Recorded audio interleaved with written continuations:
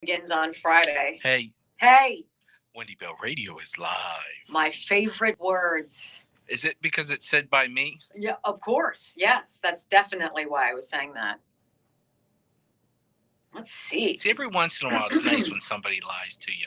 So I was painting all weekend long, and I have like schmutz, like fume schmutz in my. Nobody said they'd come over and help out. That's painting. That There's was real. no way. Like, what? It's I funny. have great respect for people who paint. So do I'm I. bad at it, and it stinks. Well, how about when I say you need a drywall down, and I'm like, I can come help you with that. Mm-hmm. And then I was like, you said I'm painting. I'm like, Right? Nope, I do not like Somebody to paint. was MIA, not paying attention. My iPad got a notification. All right. Hi, guys. It's great to be with you on another busy work week, Monday, the 15th. Hopefully you guys had a great weekend. To be honest with you, right, for her painting thing. Yes, you were invited. I was not invited. Actually, I did not invite you. Thank you. I did not want your help. There you go with your fake news again. I've seen you trying to get up from the ground before, and I wouldn't want you to have to like bend and hoist. I just think that wouldn't be helpful to your knees and whatnot. Because you're fast tracking to the land of AARP. You're just a few years away, or AMAC, which is a preferable conservative source.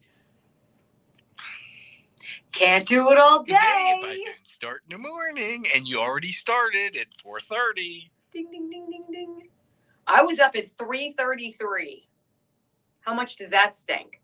I woke up at 3:50, and I'm like, no. Oh, the pits. Today I'm just laying here until it goes off. Right? I was trying, and I failed. I had a fitful night's sleep, tossing and turning.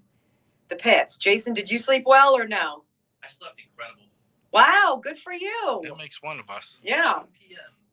until 4:30. Really? See, you know what? That's beautiful. If I could sleep solid from 9:30 to 4, I'd be golden. 6.5 hours. How about turning your phone off? Was it? Wow. How about not being so judgy? Well, actually, it was the show's iPhone, so I can't be blamed. Judgy. What's going on, you guys? Hi, Jean Marie. Hi, JD. Rose says she wakes up between 2 and 3 in the morning every day. So do I, but that's to pee, and then I go right. Yeah, go right back to bed. Nothing good happens at 2 in the morning. No. Let's see. No one looks good. Yes, Greg, it was a dig. I meant it on purpose, but it's good. A dig for what? We got Allentown, Pine Grove Mills, lots of Pennsylvania in the house. 333 Fayette, is North the number Carolina. of Trinity. Hi, Lynn. Yes, my angel number tells me it means I'm on the right track, that I should keep pushing forward, and that everything I'm working towards will make sense. Your angel number? Oh, yeah. You've never heard of angel numbers? I see a lot of... We need a dream reader. I have a lot of triple numbers that I see all the time. And that's just because I'm fabulous. Sorry. What's triple numbers mean? 333, 444. So on the clock or on an address or on somebody's license plate. Right, but what does it mean? Why don't you search angel numbers and then stop being so belligerent? Well, maybe an angel will put a little bit of grace on you and you'll be so not so fussy. He's a pisser. I had a dream over the weekend that he saved me from falling over a cliff. So I texted him and I'm like, I had a dream about you. You saved me from falling over a cliff. And he goes, did I push you? And I was like, well, and then there's that. Goodbye. And I proceeded to go into the basement to paint. There you go. Oswego, Pennsylvania. I've never heard of it. Hi, Michigan. What's going on? You deliver fake newspapers, Tracy, at 1:30. Holy moly. Hollywood, Florida. Your schedule is Missouri. Odd. What's up, Show Me State? 666. Judy, that's just Brock's magic number, not mine. Wow. And I saved your life. Well, it didn't look like you because whomever saved me then put their big arms around me and held me because I was frantic, and that's never happened, nor would it ever. So I knew it was a California. Scam. I was being scammed in my dream. It was fake. Wow. Here's the thing. It didn't look like me. Brookville, Florida. but she assumed it was me. There you go. 333 and Jeremiah says, "Call unto me, and I will show you great and mighty things which you do not know." A little bit of a new opening this morning too, guys. I like it. I like this. You guys are tapped in to the meaning of just not only the Bible, but of course the more meaningful angel numbers. What's up, Peggy? Hi, Len. Good to see you guys. Land O'Lakes, Florida. They have cheese there. Love you back, Marnie. Northport, Florida. Nice. Indian Rocks Beach. A lot of Florida. Texas, Oregon. This is outstanding. We love you guys. Right. Ooh, you're going to like the song. You're going to like the jingle. So enjoy, enjoy, enjoy. And thanks to our friend who's ever talented who does this for us. He knows who he is.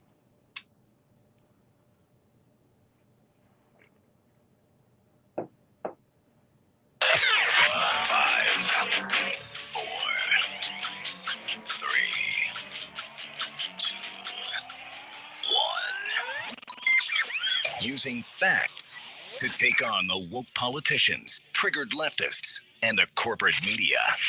You just got to try harder not to suck. Live across the fruited plain and from sea to shining sea, you're listening to the Wendy Bell radio program.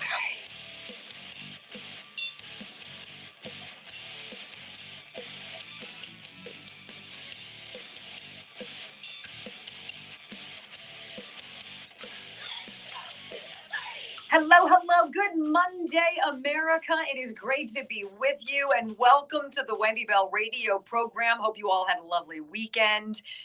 Oh my goodness, so much to talk about today. But of course, the most important part of the entire broadcast begins like this. I pledge allegiance to the flag of the United States of America and to the republic for which it stands, one nation, under God, indivisible, with liberty and justice for all. Amen. Oh my, as I peruse the news snippets over the weekend, I try not to get too involved because it's good to step away. It's good to decompress. It's good to feel as though you're not being sucked into a black hole, an abyss of just total out of touch corruption and evil. So I do smatterings of drive-by viewings of what's going on in the news. And repeatedly, the theme came back again and again and again all weekend long. And thus is the theme of today's show. They're so out of touch, it's not even funny. And I wonder if it's purposeful or if they're just not plugged into what the country's all about. I think that the Democratic Party, the progressive wing, which is a sizable portion of the Democratic Party, they are way smarter than I think we give them credit for. And I believe what is going on repeatedly day after day is not only purposeful, it is planned. And we're going to get into why I say that in a minute. When I was on television, so those of you who are not familiar with me, in a previous chapter of my career, I did about 23 years on national and local television. I worked in New York City on national TV. I worked in St. Louis, Missouri for NBC. I worked in Pittsburgh for an ABC affiliate before I stumbled here upon the radio. And one of my favorite assignments to get was to go out and do the MOS, the man on the street.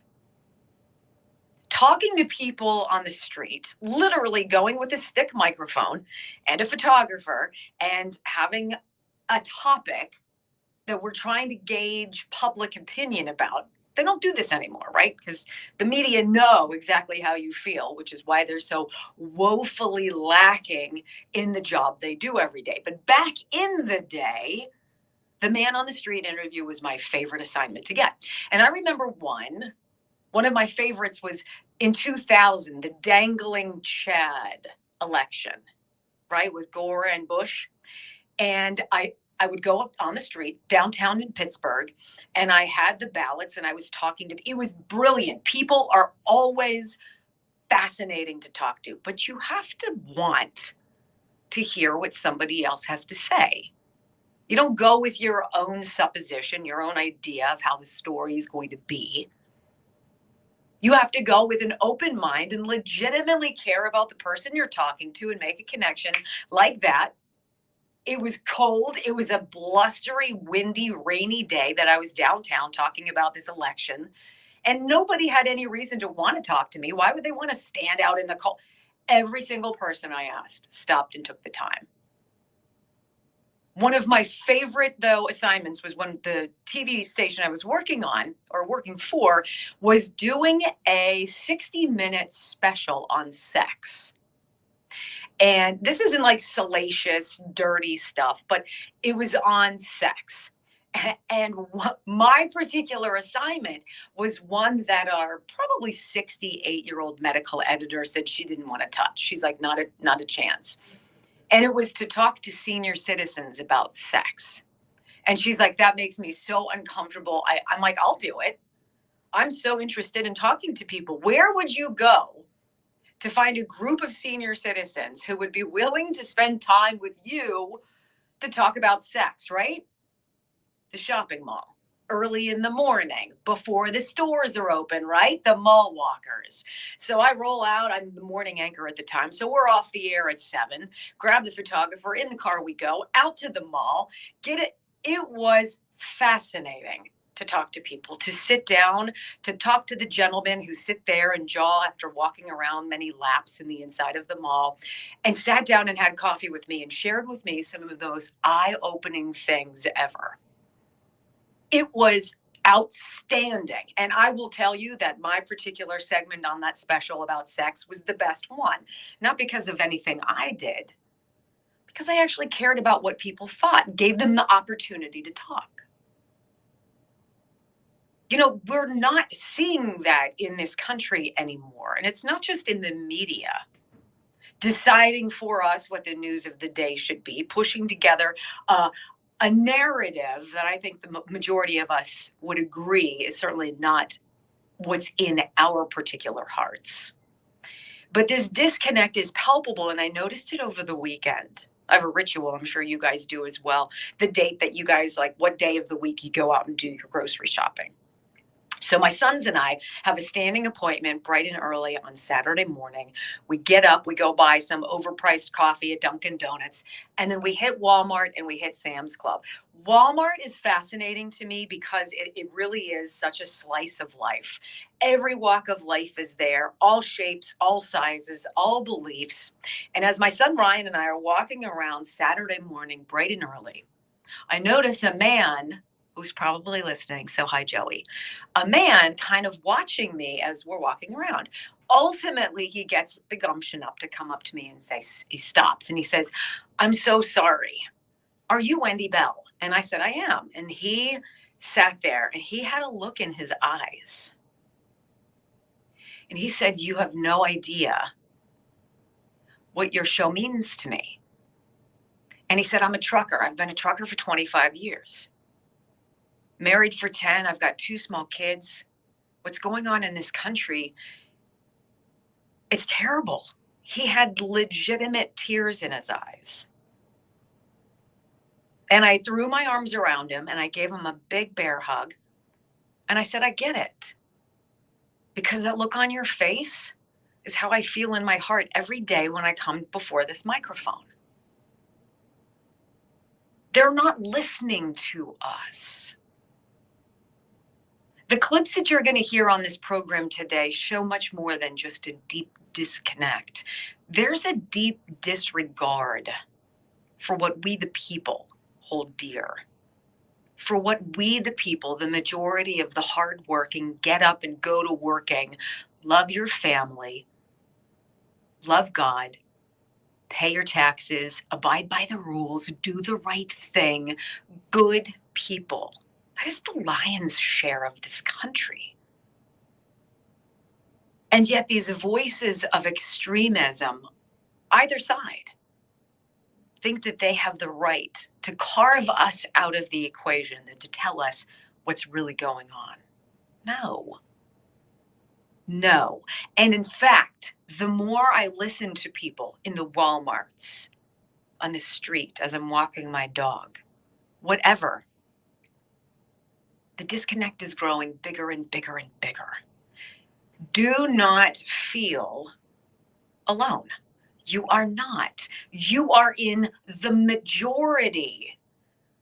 But there's just no man on the street to come with a microphone and ask you how you feel anymore. You don't have that ability to say, wait a minute, I'm not down for this. That is where we are. We need to get back to this time where it was a melting pot of ideas, where people like you and like me aren't carved out of the conversation because what we believe is opposed to what somebody in power wants us to believe. And you're going to see in the unfolding of today's program, from the media to the quote unquote newsmakers of this administration, the disconnect, yes, but they're so out of touch. Every single thing they do is wrong, And I, much like many of you, wonder, do we have a year in us to suffer and to scrape by as this administration continues to bumble its way through the calendar? I don't have all the answers. I'll never tell you I do. But when you tune in here, when you join in, when you're on our stream on the Wendy Bell Radio Network app, there is something magical that happens. It's called conversation. Every single day, we'll get between 4,000 and 5,000 comments to the entirety of this 3-hour broadcast. And it's because people share. They talk to each other. You're dissuaded from doing that anymore, ladies and gentlemen. You're told to take what they give you. Be grateful for the crumbs that they give you. It's your job to make up for the wrongs of the past. And if you don't vote the way they do, you're the problem. Meanwhile, you know the truth. You're not alone. I will be your man on the street. I will stand there with the microphone and I will say, I care about your perspective. I care about your family and I care about your viewpoint because you know what? I have the exact same one. I love these testimonials I get. Vicki writes this about Dr. Dubiak, Dr. Darren Dubiak, and Advanced Integrated Medical 360. She writes this: I feel so lucky to meet the health professionals and the beautiful group of people at Integrated Medical 360, and I'm so happy to join their weight loss program. Before I started this program, I was feeling my body shutting down with mental fog, lots of hormonal issues, feeling old, and not able to lose 1 single pound. After only 1 week into it, I lost 5 pounds. The mental fog started to disappear. My stress level went down and my level of happiness and joy was up in the sky. Now, with 2 months into the program, I've lost 18 pounds and I feel better than ever before. I definitely recommend Advanced Integrative Medical 360. If this sounds like something that could benefit you, I'm telling you, I know Dr. Darren Dubiak. He is a friend of mine, and I know his team. They are magical. They do something special in 47 states. I guarantee you they can help you too. All you got to do is pick up the phone, 412-227-9255. integrativemedical360.com. All right, when we come back, I've just kind of sketched a list of things that I think you and I probably agree on. These are the examples of the left delivering results to the American people. Really? We're going to outline the whole show coming up in the next segment. Don't go anywhere. You're tuned into the Wendy Bell Radio program.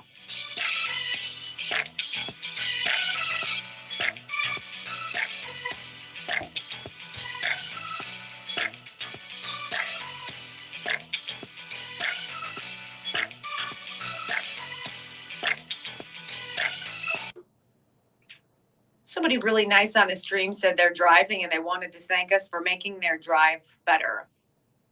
That's nice. I'll take credit for that. That's awesome. Thank you. Thank you. I like this outfit because it makes my arms look jacked, doesn't it? Aren't I ripped? How about that? Uh-huh. That happened. Look at that. Uh-huh. How about that? Oh, yeah. I know. Not everybody can have that. Yeah, you're jacked. I didn't feel it in my dream when I was clinging on and I was screaming, help! And somebody who I allege was you, but probably wasn't. Please. Because they were really tall and okay.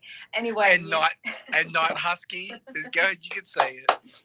No, but it was really cool because whomever it was grabbed my arms and then told me how to walk up the cliff and then saved my life. It was a mesmerizing. When was the last time you woke up from a dream like sweating and like heart racing? Ever? Has that ever happened to you? I don't remember my dreams. I normally if I have don't them, either. I don't remember them. It was crazy.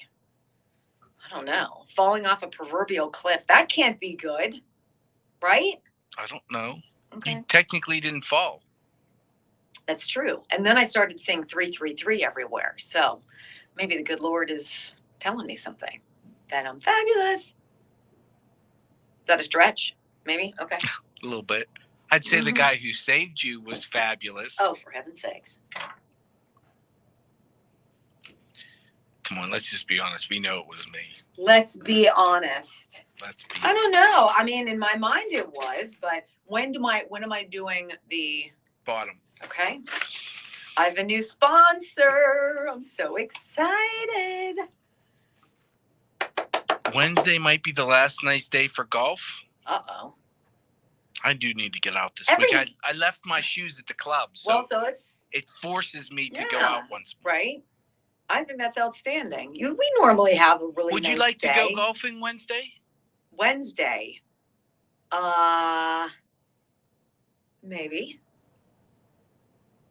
Maybe. I have a dog, so that's my only concern. That's the only issue. Truly, that's my concern. Okay. You don't have to sell it to me. Wow. Just if we could let me know tomorrow so I can call and make a tea time. I was invited. Unlike me, where her club's closer, wasn't it? Mm-hmm. Yours is, I don't know, beautiful. It is. It is beautiful. Here we go.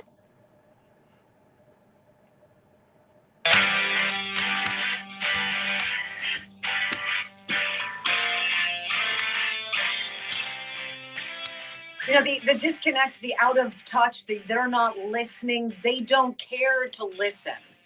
And I believe more than ever that without millions of people who are depressed and destitute and needing government, without all of these people to try to save, right? There's no relevance on the left. They're not doing anything that benefits anybody. I scratch my head every day when I look and I hear the talking points that the same people are pushing again and again. So I thought I would make a list of, this is how the left calls itself, delivering results. All right. I made this list for those of you who are watching on the stream. It is long. It is a notebook full, 1 page. I scribbled off the top of my head. And I want you guys to tap into this because this really does outline the whole show, okay? This is the stuff that the left has accomplished. This is delivering results in 10 lousy months. 10 months. This is how destructive they've been. Pushing green cars and unproven clean energy on us. Well, we can't even fill up our gas tanks, and so many people are rationing how much gas they can get because they simply can't afford it, let alone sky-high home heating prices. We're going to go over that. How about paying people to stay home and then scratching their head why 4 million people in September decided to leave their jobs? I listened to Jen Psaki's press conference on Friday while I was painting a bathroom over the weekend.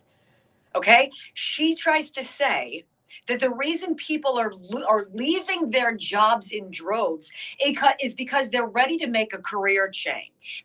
They're looking for better opportunities. They want more money. Oh, BS. You're paying them to do nothing. How about punishing hardworking people like you and like me by jacking up our taxes, flooding the border with people breaking the law and giving them a pass while asking you to pay for it? shuttling them to our neighborhoods in the darkness of night, and raising your taxes in some areas to the tunes of hundreds of millions of dollars. That's going on. How about the debacle in Afghanistan? Choosing winners over the losers, and the losers being I would say thousands upon thousands of Americans still left behind. That's what our State Department says.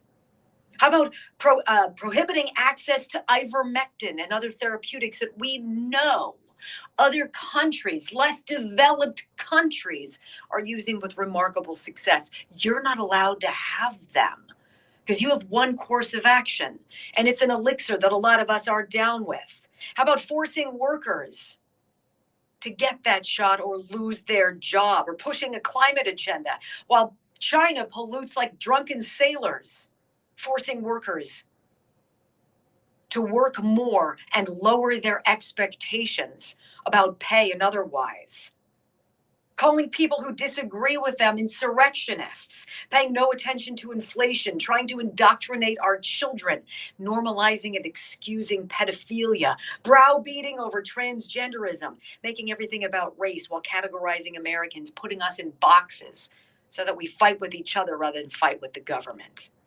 How about lying about Russian collusion and the fake Steele dossier? Where's the mea culpa on the 2 years of that? How about dragging America through not just one impeachment, but 2?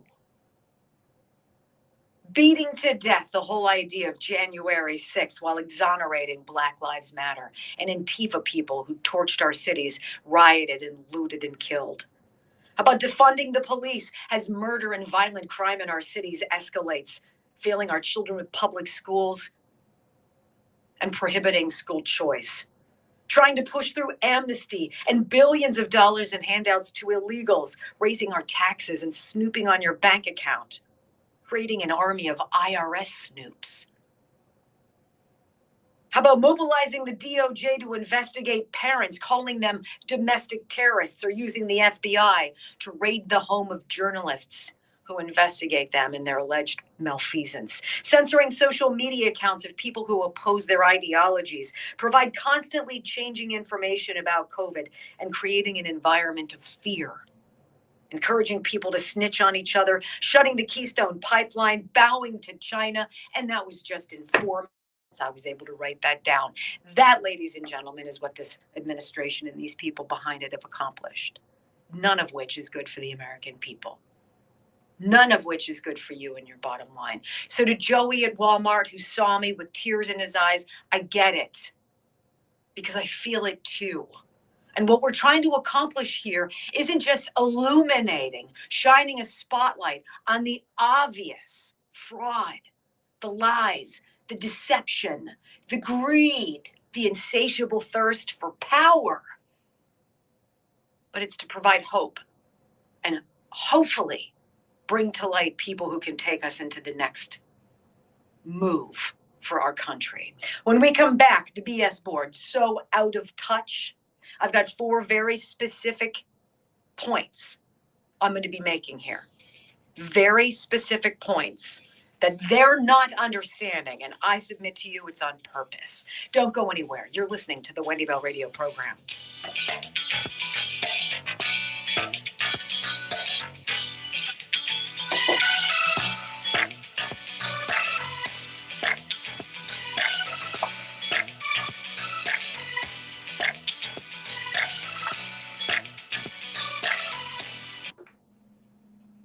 I am super excited to tell you guys about my new sponsor. This is huge. If you live in southwestern Pennsylvania, this is giant.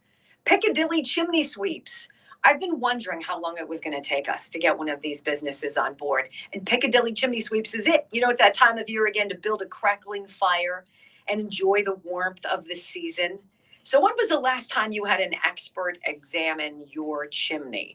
You know, a real pro who knows exactly what to look for and how to make the right safety fixes. Who do you call? Well, I've got a name for you, and it's Piccadilly Chimney. These guys have been in business for almost 35 years here in Pittsburgh. These certified chimney sweeps will clean your chimney, conduct a thorough inspection, and expertly put in a new liner if yours is cracked or damaged. They can also install new chimney caps and new crowns.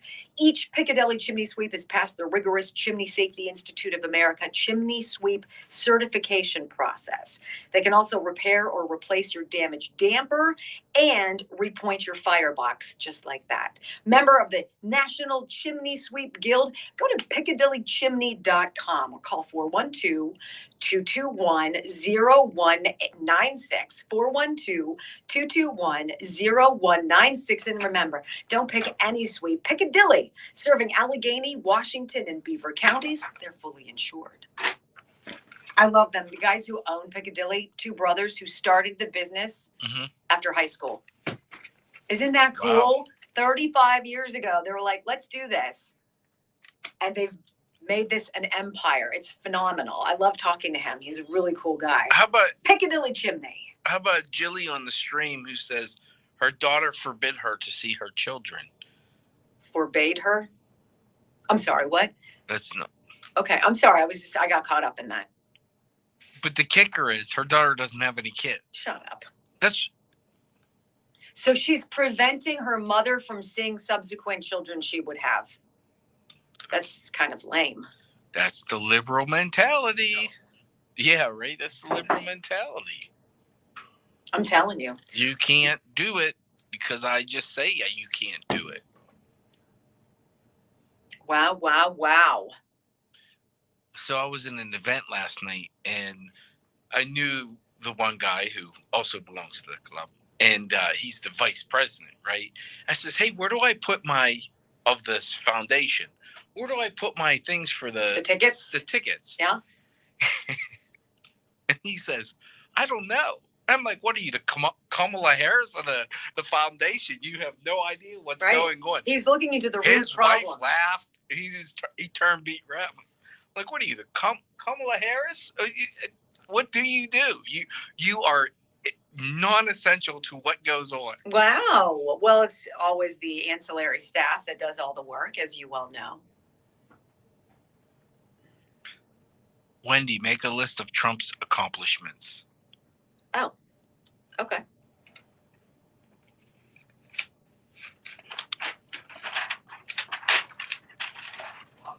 Michelle, if you were in Bethel Park last night, you say you think you saw me, or if that's where you're talking about, you should have said hi. Sure. It was called Bethel Bounty. It supports their library and gives scholarships to kids. I did not win one thing in the baskets, though, of course.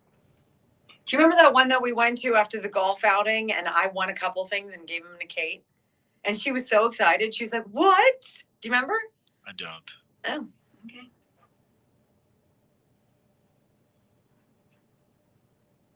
Well, you did give her your portion of the prize. When we won the golf outing, the winning team got what, $100 gift card to each member got $100 gift card to the clubhouse. Mm-hmm. And I wasn't sharing my $100. I earned it. Wendy made like 2 shots, and she rode the coattails, if you know what I mean. Facts. Right on. I mean, so did I really, because it was basically. I totally did. I'm not brought along for my fabulous skill. It's my dazzling personality. As Wendy would say, facts. Facts. It's my personality. I get it. Uh-huh. Fabulous. It's our threesomes charity work, bringing Wendy along. Oh. Well, we took the word of a follower on the stream. I don't even know what the temperature is going to be on Wednesday. Right. What was the word? That Wednesday's supposed to be like the last nice day. That sounds like it could be fake news. Though I find that most people on our stream tend to be not fake news. Not fake news, right? I think I am going to start with Vivek Murphy and Chris Wallace and walk through there. Okay. And then I'm going to bust this out. Here we go. Pain. Oh, gosh. Get off the cross. Oh, You suck need it. the wood.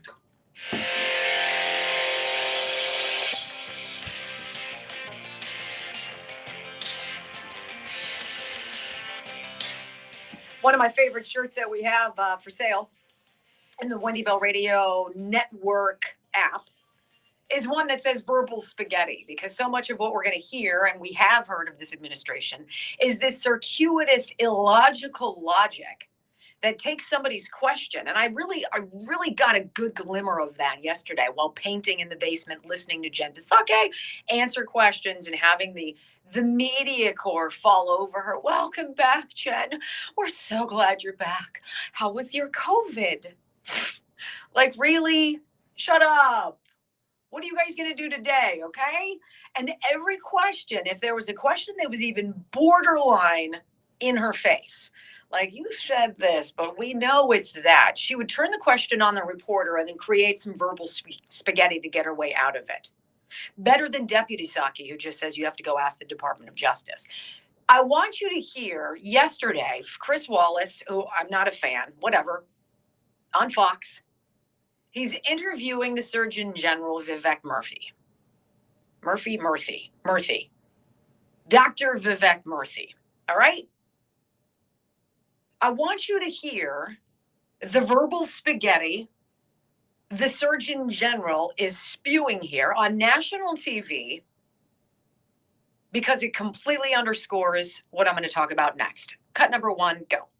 But if public safety is the issue, how do you balance the drive for more vaccinations with the fact that police and healthcare workers in a number of cities are walking off the jobs? And now you have the Oklahoma National Guard refusing the mandate to get vaccinated. Well, Chris, what I think is important to appreciate in the broader picture is that the vast majority of people across this country, vast majority of workers, are in fact in line with and will be in compliance with the general requirements. We've already seen that in the businesses that have put these requirements in place. So here's the strategy on the left.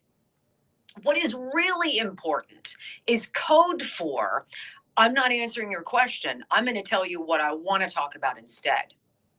So Chris Wallace is saying, hey, wait a minute. You've got the Oklahoma National Guard saying, time out. We're not getting this. You have police officers. You have paramedics. You have teachers, doctors, nurses. You have droves of police officers willing to walk off the job. Did you guys see the story of all the New York police officers who want to go down to Florida and are planning on leaving New York City? What one thing can New York City not manage? Not having enough police officers. Sayonara, you've made it completely unlivable for us. We're tired of being demons. We want to be appreciated. We want to get away from crippling taxes. And oh, by the way, how about live freely in a great state? Hi, Florida. So Dr. Murthy is saying, you know what? Instead of talking about how this ridiculous push by the Biden administration to force people to, regardless of their own medical history, regardless if they've ever had COVID before, they have the natural immunities, the antibodies pulsing throughout their beautiful bodies to fight this themselves. What if they have a religious reason? That's serious. Nope. You get no rights anymore under this administration. Well, what's going to happen when all these people say, you know what? You pushed me a little bit too far. I'm walking off the job. Well, what the real important thing is, he goes on though. And this is where I think it underscores what I'm talking about. Concerns should be heard, he says. This is him placating all of you who say, wait a minute, I'm not down with this. A lot of us aren't. Cut number 2. Well, I mean, I just want to say, but on the other hand, there's a large percentage, thousands of Border Patrol agents who haven't been vaccinated and are threatening to leave the job. You see in police departments in big cities, healthcare workers, and as I say now, the entire Oklahoma National Guard. So here's what's important there, Chris. I think, number one, look, I think everyone's point of view matters. And for those who are concerned about the vaccine requirements, I think it's important for them to have their questions answered, their concerns heard. Except you're not. And again, here's what's important. Start paying attention to that. Here's what's important. I'm not going to answer your question because your question obviously means something. I can't defend what you're asking me to defend. So I'm going to deflate or conflate it rather and deny the premise by saying, but all these other people are doing it. And you're going to hear it with Jen Psaki coming up in the broadcast. How can you defend spending $1.75 trillion when we're in the midst of a 30-year economic crisis? Well, what's really important is that we have a dozen economists who say it's transitory. I don't give a fat rip what 12 economists say. I can tell you what it cost me to fill up at Sam's Club over the weekend, and it was a hell of a lot more than it was this time last year. I can tell you that. All right, it is time. Let's get out the BS board. Time to cut the crap, because Wendy's breaking out the Ireland contracting BS board. All right, I want to talk to you about this issue going on in Scottsdale, Arizona. In fact, Brock got a report on it. A local TV station in Scottsdale has gotten this story. This is what I mean when I say they are out of touch.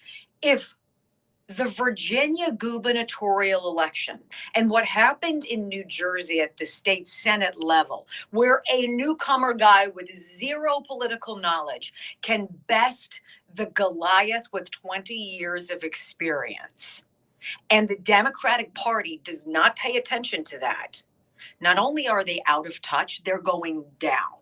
Here's the story out of Scottsdale if you haven't heard it. Obviously, the push for parents to want to be involved in the curriculum of their children's school, it's a no-brainer. This isn't something that's completely off the wall. If you fundamentally push back against critical race theory and any teachings of that, or you push back against, I don't know, having homosexuality in books, books about oral sex, books that are completely ridiculous to be in elementary schools and middle school libraries, then you could very well find yourself on a dossier where a school board president is accused in Scottsdale, Arizona, of creating a dossier on parents pushing back against the radical ideas he has for his school district. You've got to listen to this. It is mind-blowing. Yeah, the Google Drive link obtained by Arizona's family includes hundreds of comments from parents on social media, pictures of them and their kids, some offensive memes, as well as even some of their property records. Now, these parents have been asking for the recall of the board president for some time now, and now they say it's time for him to resign.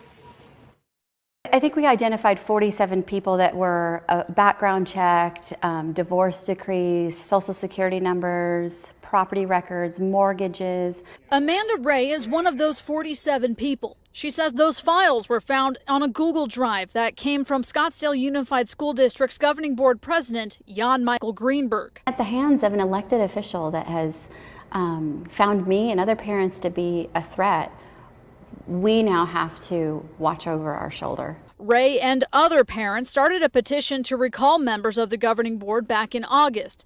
She says that's when she noticed Greenberg's father following her, as shown in body camera footage on the Google Drive. I knew exactly who he was right when he did it.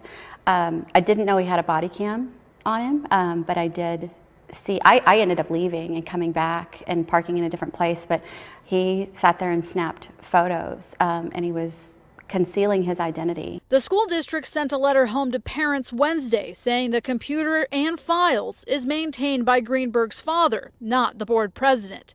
The school district also says their hands are tied, as Greenberg is an elected official. You've got a school district saying, Sorry, he's elected. He's allowed to abuse the community. He's allowed to use student information and dox parents. Sorry. We knocked on Greenberg's door. When someone answered, they promptly shut the door and wouldn't respond to our questions. We just want to know if you have a comment on the Google Drive.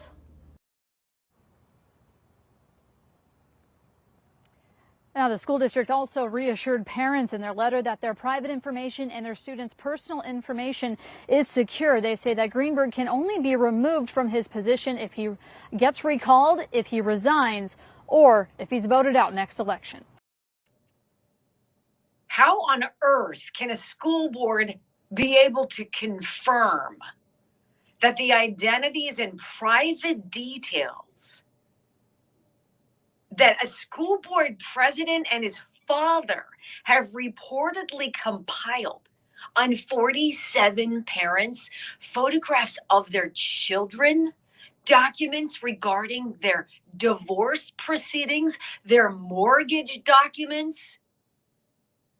What? And then they're going to say this individual can't be removed because he was elected? Look, if Loudoun County, Virginia wasn't a wake-up call for every psycho progressive who believes they have the right to intervene on a parent's behalf and do what they think should be done in our schools, if you didn't get that message, watch out. I'm absolutely flabbergasted, but that's not all, of course, because the board shows so many other examples of out of touch. So your schools, this creepy guy with a thumb drive with stuff on it that he should never have. I don't know about you guys, but in our schools, the students and their parents have to sign a document, a legal document, that says you will not share information, take screen grabs of students in Zoom classes or what have you. You will not post information about children or their parents online. You just don't do it. But apparently this guy thinks he's untouchable. Wait until you hear, coming up in just a minute, I'm going to play this clip for you guys. An NBC business correspondent who's going to try in her own verbal spaghetti progressive way to tell you, in fact, that the prices that you're seeing that are only starting to creep up, the inflation that is real, the consumer price index that is off the charts at a 31-year high, only going to get worse, is really not as bad as you think. And wait until you hear her rationale behind it. Out of touch? Oh my goodness.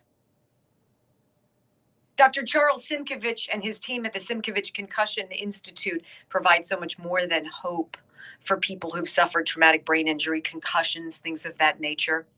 They heal your brain. It's not hyperbole, it's fact. It's a revolutionary treatment, non-surgical. And people are seeing results years after they've had an injury, years after they've stumbled through the symptoms of a brain injury. They go to the Simkovich Concussion Institute, and most of the patients see relief in less than a week. That is huge. So whether it's an accident, a sporting mishap, something happened to you in your life, or an injury suffered in war, pick up the phone and make your appointment. Talk to Dr. Charles Simkovich. See if his team can help you too. 416-366-3700. SimkovichConcussionInstitute.com. All right, when we come back. Oh, yes, the spinning of the reality that your money isn't going nearly as far as it did even 2 months ago, and how you're just going to have to suck it up, Buttercup. And by the way, don't complain. You're listening to the Wendy Bell Radio program.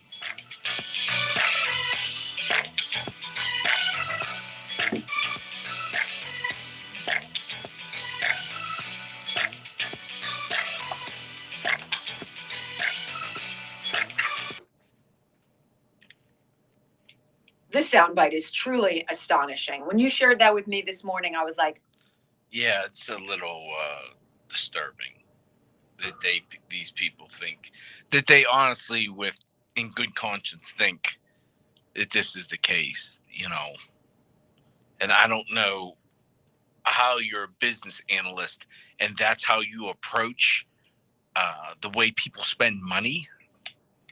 And what you're going to hear in this next clip is the disconnect and the shafting of this administration for those who are in the lower economic echelons of our country. Not even lower. It's middle and lower. It's awful. I like how they think the middle class has all this money. Like, and can we define, once again, things? What does the administration consider middle class now? Is it a combined income of over 100,000? Is it 80? There's no definition there. It's just the middle class. Right. Well, that's a pretty broad, because are you really going to think, well, you and I probably think differently of what middle class is. So I'd love to know what the government's absurd reality of middle class is. But they don't define anything. It's what liberals do. They don't define things. They don't give you a definition, because if you have a definition, you can't move the goalpost. That's your lack of specificity. Right. That Fauci sound too that we have. It's just the icing on the cake for Friday's show. Yes. It really is.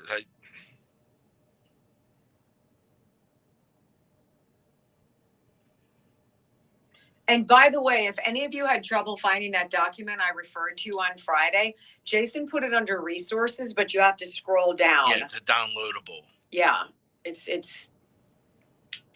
So I didn't know that. So I'm with you. He had to educate me. I knew.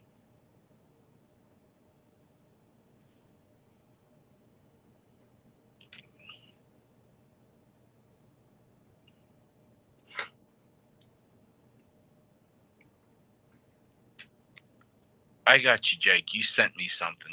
You don't need to send it.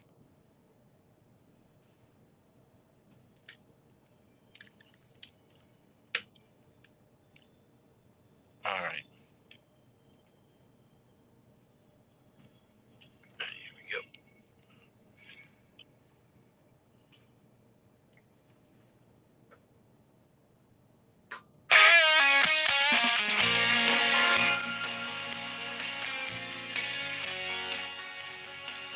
And I would go so far as to say this. Not only are Donald Trump and Joe Biden very different individuals, we've had people on the stream say, okay, you rattled off a list of the things, the failures of this Biden administration. Why don't you make a list of things that the Trump administration did well, juxtapose the two? That's fine. We can do that. That's not difficult to do. I think right now, though, there is a palpable fear. And it's not fear of a virus. It's not fear that you're going to get sick. I think most people have a pretty good grip on what's going on with this whole COVID thing and how it's been manipulated, the politics that have been played with it, the ever-changing goalposts, all of the data fluctuates, the pounding of their chest by the quote-unquote experts demanding that you follow the science. Meanwhile, none of it makes any sense and it never adds up. What it does do is take away your liberty. One of the things I liked about Donald Trump, though I didn't agree with obviously everything he said or did, I wouldn't with anybody. He had an optimism. There was always a layer of hope and optimism. It was never dire. We were never told, deal with it. This is as good as it's going to get. We were never told to lower our expectations. We were never told that things were just going to cost more. And that despite our rejections to the whole notion that green technology must be the face of the future, that we just wanted to pay our bills and squirrel enough money away to take a vacation and retire. Donald Trump had a positivity and a shared love of America that spoke to so many of us, regardless of what you thought of his policies or the man. You do not get that with this administration. You get exactly what I call it, the sanctimonious do-goodery of idiocy. I want you to listen to this woman. Her name is Stephanie Ruhle. She's NBC's business correspondent. And what she has to say about prices going up is so astonishingly out of touch. You just step back and say, are you for real? Go ahead. And Stephanie joins me now live. Steph, it's great to see you. As you say, inflation's over 6%, numbers we haven't seen in more than 30 years. So how much higher can these prices go, and when do you see them coming down? Well, listen, Willie, nobody knows exactly when they're going down, but you have to put all this in perspective. This inflation is not in isolation, and the government predicted it was going to be a challenging recovery all tied to COVID. So it's why you see things like that expanded child tax credit. You've got the families of over 60 million kids on average getting $430 a month. For people on fixed incomes, older people on Social Security, they're getting those fixed payments adjusted next year up 5.9% for inflation. And the dirty little secret here, Willie, while nobody likes to pay more, on average, we have the money to do so. Household savings hit a record high over the pandemic. We didn't really have anywhere to go out and spend. And as we said a moment ago, we're expecting retail sales this holiday season to break records. For those who own their homes, the value of our homes are up. And while the stock market isn't the economy, you got over half of American households with some investment in the markets, and the markets have hit record highs. So we need to put all of this in perspective. This time last year, when you and I were talking, Willie, nobody had a vaccine. Now 200 million Americans do, and we're seeing this push of demand, and that's pushing up pricing. What? How many of you have extra savings in the bank? How many of you aren't impacted by the soaring cost of goods and services? How many of you think it's just no big deal when your heating bill comes in the mail? I know a lot of people who are on pins and needles about this. It is so wholly disconnected to suggest that we have money stashed away. And those of us with money in the market, we could sell our house because the value of our homes is up. What? Did you hear the absolute slicing through and not talking to that core of people who the Democratic Party allegedly champions? You know, the permanent underclass that they like to promise things to and use as a stepping stone to get across whatever bloated and irresponsible fiscal packages that suit their own good and their goods and interests. You guys, the disconnect is palpable. It's every single day. What you pay at the pump matters, and you're going to hear coming up a United States senator saying, no, you've got it all wrong. People don't care about gas prices. They don't care about that. They care about being able to have their kids in childcare.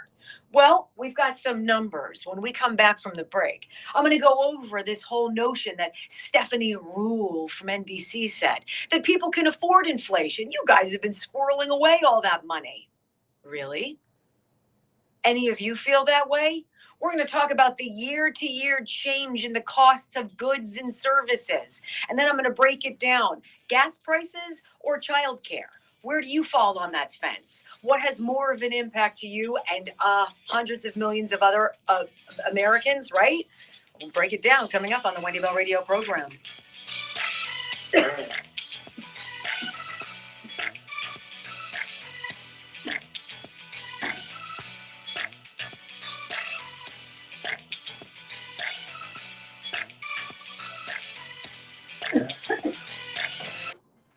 That was brutal when you got a cough.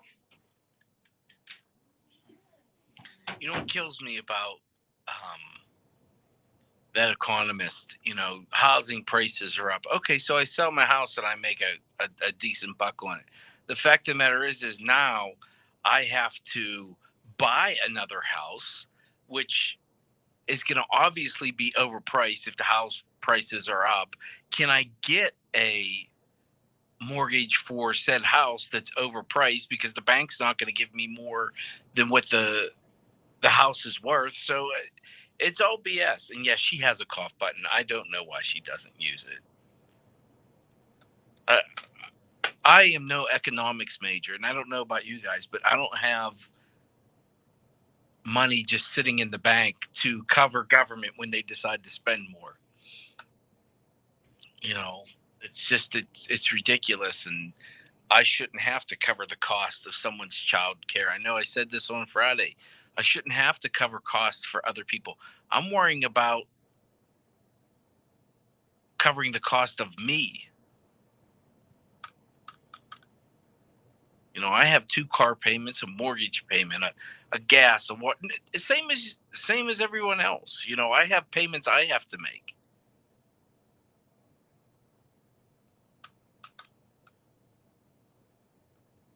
And newsflash to all the economists and pseudo economists on TV who apparently have no idea what they're talking about. The little money I have in the market it's not liquid. It's not something that you're just going to turn in because times are tight. You're in the market for a reason, for the long term. I wish the government would think more like me and less like government, because I need the government to stay out of my savings.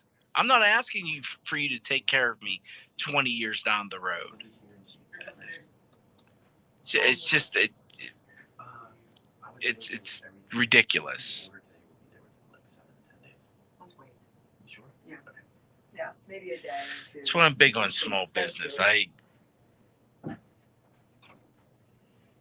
love the way small businesses work. They take care of their employees. You know, they try to do what's best for the community. And they try to, I mean, when you're trying to you have some small businesses that try to donate. This is the most ridiculous thing in this country. First off, we're very charitable as a country, very charitable.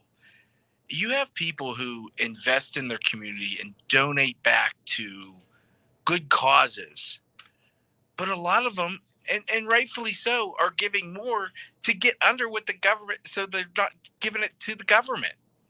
Boy, if I write a donation check for X amount, it'll get me under this level to where I have to pay less taxes. You shouldn't have to try to outmaneuver the government for your money. Fussy. No, it's right. You should be able to be. How about I give money to charity because I have a little extra in my wallet to maybe sponsor a little league team, right? Maybe that's something I want to do, but I can't now because government thinks, since I have savings, and they want to spend more.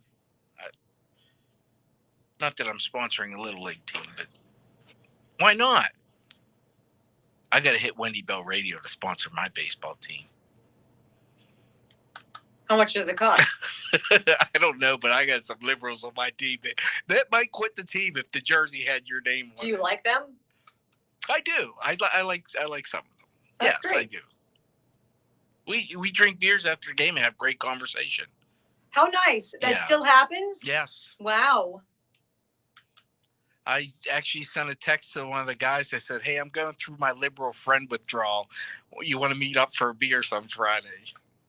And his response was immediate. I'm in. You know.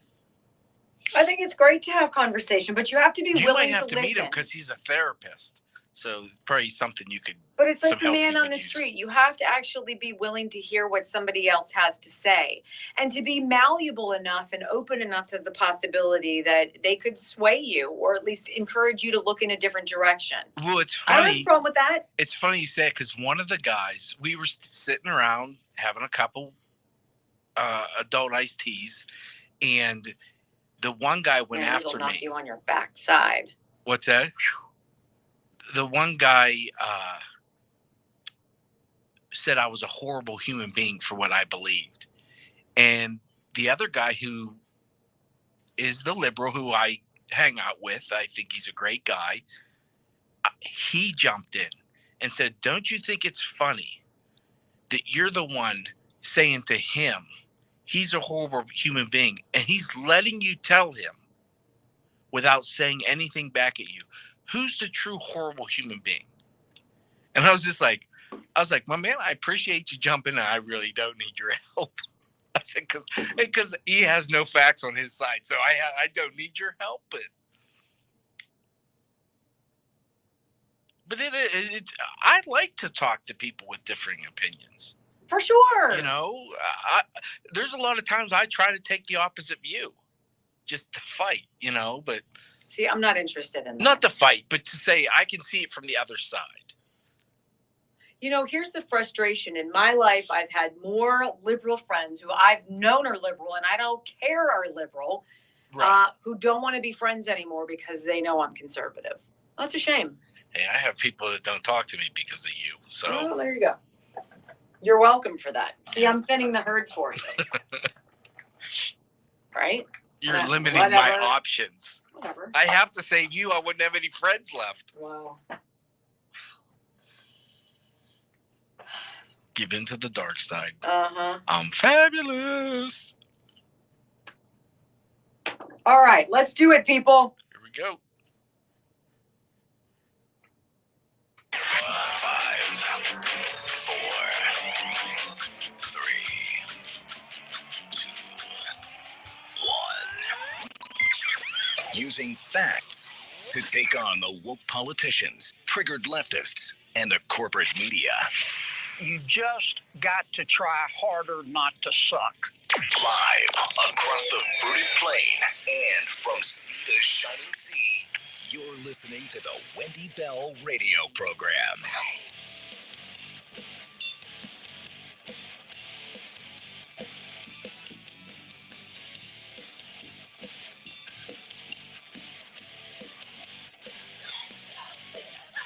Welcome back, everybody. Hour 2 of the Wendy Bell radio program, your source for common sense conservatism, broadcasting from an undisclosed location in the land before time.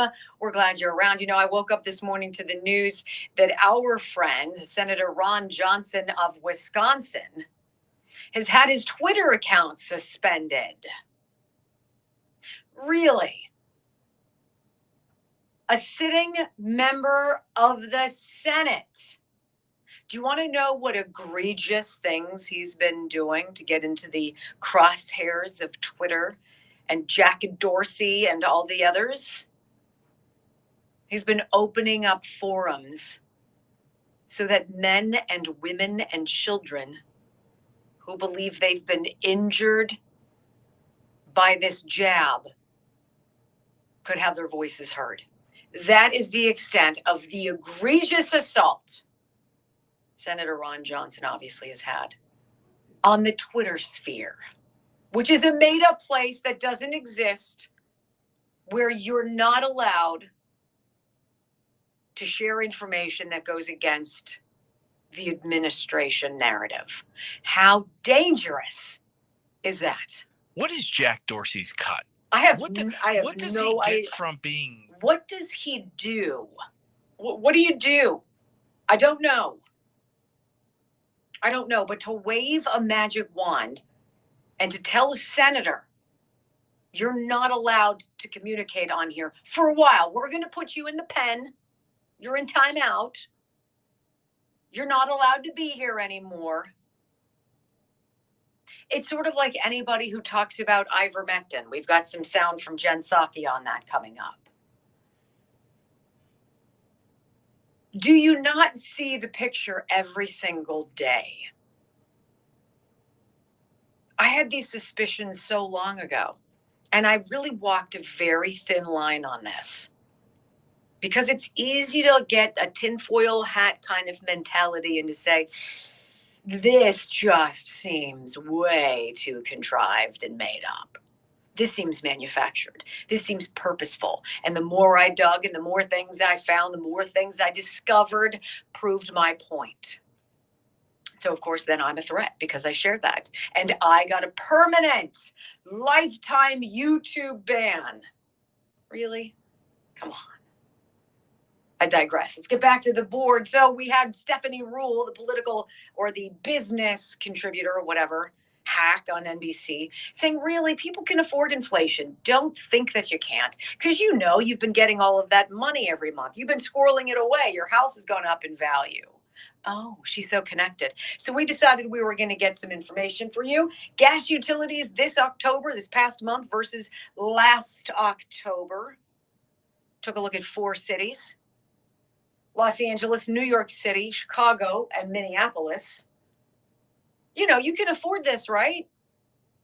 Gas utilities up year to year in Los Angeles, 21.6%, up 21.7% in New York. How about up 51.9% in Chicago? And an absolutely stifling 86% in Minneapolis. Look, all blue cities, yes? That's not the thing that joins them. Everybody there is paying the price for what this administration is doing. How about cost of food and beverages? You know, you got to feed your family. You can afford it. It ain't that big of a deal, says Stephanie Ruel, whatever the heck her name is. Year to year, the cost of being able to feed your family, God forbid you wanted to go out and grab a burger. In New York, up 5.5%. We're just getting started, by the way. In Los Angeles, up 5.7%, 6.8% in St. Louis, and in Detroit, up 7.4%. But you can afford that. I think the thing that is most distressing to me that I heard was from Mazie Hirono, the hack senator out of Hawaii. This woman is toxic. She's a political weapon. There's no us. If you've ever been to Hawaii, some of the most beautiful topography you will ever see. I think on the Big Island, there's something like a dozen climate zones. And if you drive around the whole island, which you can do in a day, you'll get through all of them, from arid deserts to rainforests to snow. It is exquisite. And then you have somebody toxic like Mazie Hirono, not fighting for the people of Hawaii, but rather trying to make every single thing that she does political. She was on a program. In fact, I think I wrote down, she was on with, who was she? Oh, she was on MSNBC's Velshi. I've never seen this show, hosted by Maria Teresa Kumar. I'm sure not many people have. It's NBC. Yeah, it's awful. It's just, it's awful. And I want you to hear the talking points when you have nothing that you've done that is worth anything. And the things you're trying to make take effect are detrimental. You have the Holy Trinity. And you're going to hear one of the big ones with Senator Mazie Hirono in cut number 1. Finding yourselves in this interesting dichotomy with your Republican colleagues. And I want to touch a little bit about what we're seeing specifically coming out of the House with the increased tension and the increased violent rhetoric to members of the House and the Senate. Can you speak a little bit about that and how it feels in the workplace to be surrounded by that? I want to stop it right there. What is she talking about? Am I missing something? Is there some violent rhetoric? Are Republicans threatening the Democrats? Or are they just interfering their objectives to spend every last penny you have and bankrupt your children? I don't know. Is there some undertow of violence that you and I aren't plugged into? Because that in and of itself as a leading question is very supposing. I'm going to suppose this. What? Listen to Hirono's answer. Finding yourselves in this interesting dichotomy with your Republican colleagues. And I want to touch a little bit about what we're seeing specifically coming out of the House with the increased tension and the increased violent rhetoric to members of the House and the Senate. Can you speak a little bit about that and how it feels in the workplace to be surrounded by that? The Republican Party is the party of insurrection. They're the party of the attitude that the rule of law doesn't apply to them. And when you have a member of the House literally putting up a video or whatever of him killing another member, we're at a point where they need to take stock, but they're not going to take stock. They're just going to keep on going. The party of the insurrection. Because do remember Trump, racism, and January 6th. That's all they have. So that's all you are, by the way. You're not hardworking. You're not, family people. You're insurrectionists. You had nothing to do with January 6th, but you're guilty by association. The law doesn't apply to them, she says. Oh, really? Is that why 600 people who are connected to January 6th had subpoenas out for them? How about the hundreds that are in the DC Gitmo lockup? Some in solitary confinement while Black Lives Matter and Antifa thugs get to roam free after causing billions of dollars of damage? Which party believes the law doesn't apply to them? And Brock, are you familiar with whomever she's talking about? There's somebody who put up a video of them killing somebody. I heard that, but I don't know who the What are you congressman is. talking about? I've not heard anybody say that there's some dangerous vibe in Congress. Really? No, there's not. You're trying to create a narrative because you suck. How about that? And then there's cut number 2. Joe Manchin talking about this. Talking about gas prices, talking about inflation, believing that now is certainly not the time to pass the Build Back Better bill. Listen to this. The things I often have conversations with is that people could care less about the price of the pump if they can't pay for childcare and get back to work. Can you speak to this? I agree with you. 4 billion women left the workforce during the pandemic because they had to take care of their children and their families. And so a huge part of Build Back Better is to lower costs such as childcare costs, to provide pre-K, which is really important for young families. And so I disagree with Joe that Build Back Better is going to add to inflation. In fact, economists rarely agree about anything, but 12 Nobel Science economists say that Build Back Better is actually going to not add to inflation and will be anti-inflationary over the long term. Oh, okay. I feel so much better now. Thank goodness. Because I saw 1.75 trillion. I thought, oh my God, that's deficit spending. That's something that we can't afford. It's akin to printing money and being like, yay, I have an Obama phone. I got free money. Is she a lunatic? 4 million American women, she says, left the workforce during COVID to stay home with their families. You guys are the ones who made people stay home. You guys are the ones who created fear. You guys are the ones who developed the, contact tracing volunteer corps. You guys are the one who wanted to create the snitch squad. You're the ones who are responsible for people losing their jobs and their businesses. It wasn't because all of a sudden they had to stay home with their kids. What are you talking about? You're the ones who forced schools to close. You're the ones who supported Dr. Doom and his ever-changing goalposts. Don't tell us that 4 million American moms left the workforce because of their kids. Are you out of your mind? Well, yes, she is. And I've got the proof on the board for you, which is coming up next, right? I want to talk to you briefly about my friend Tom Yakupin. Choosing health insurance is obviously something that's very complicated. It's like the yogurt aisle at the grocery store. There's so many options. You're like, I can't do it. You need somebody on your side who is a pro. And Tom Yakupin and the brand of health policies and insurance policies he represents, New Era Health Plans, could really be the right fit for you. Tom knows right now he could save you 25 to 50%, maybe even more on your health insurance premiums, copays, and deductibles, simply by sitting down with you and having a conversation, finding out what you need, what medicines you take, how healthy you are, and finding the plan that's right for you.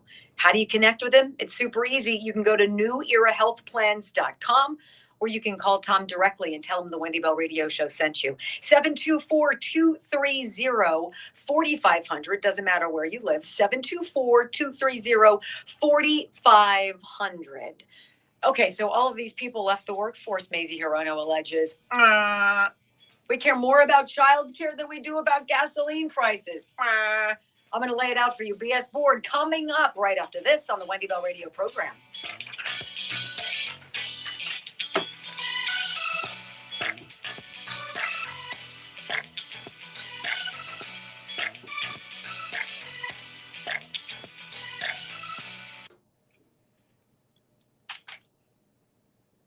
I think my question is, how come they never let the economists talk? They tell you about these 12 Nobel laureate, but they never talk. You want to know why? Because they don't want someone to push back at all on them. They can say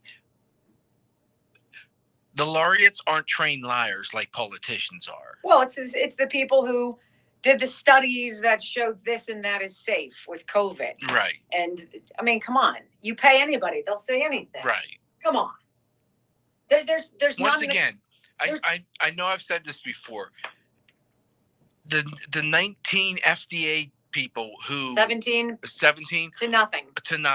We can't get dentists, 4 out of 5 dentists to agree on a toothpaste, but we got 17 who, by the way, didn't look at any of the VAERS data from other countries regarding children. But other than that, I'm sure we can believe them. Yeah, it's also what I said to you this morning. You know, not being a pregnant woman, but when you're pregnant, they tell you, watch how much Tylenol, if you take any at all, how much, and you said that they tell you to eat certain foods. No, to avoid certain foods. Avoid certain foods. But take this jab. Are you kidding me? Even though you have a 99.9% chance of surviving COVID on your own. See, we get away from that. The lowest rate of survival is 95% over the age of 80. I'm going to roll the dice on that. That's 95 versus 5. That's a pretty good odd. Hey, Bruce, if you pay me $5, I'll get Wendy to say she's fabulous. Because she loves to say it. It's interesting how the media is also not fabulous. Did you guys see all the soccer players, football players, deaths over in Europe? Just collapsing on the field. No.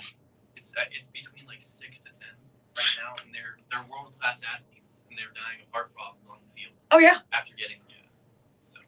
You're not allowed to talk about that. Yeah. You're not allowed to look at that. Up, Jason. You're not allowed to do any of that. You just did the commercial. You're absolutely right. Did you see some of the montage on TikTok? There's a montage of people literally running and going. Friends of mine sent me in. Oh. It's amazing. All right, here we go.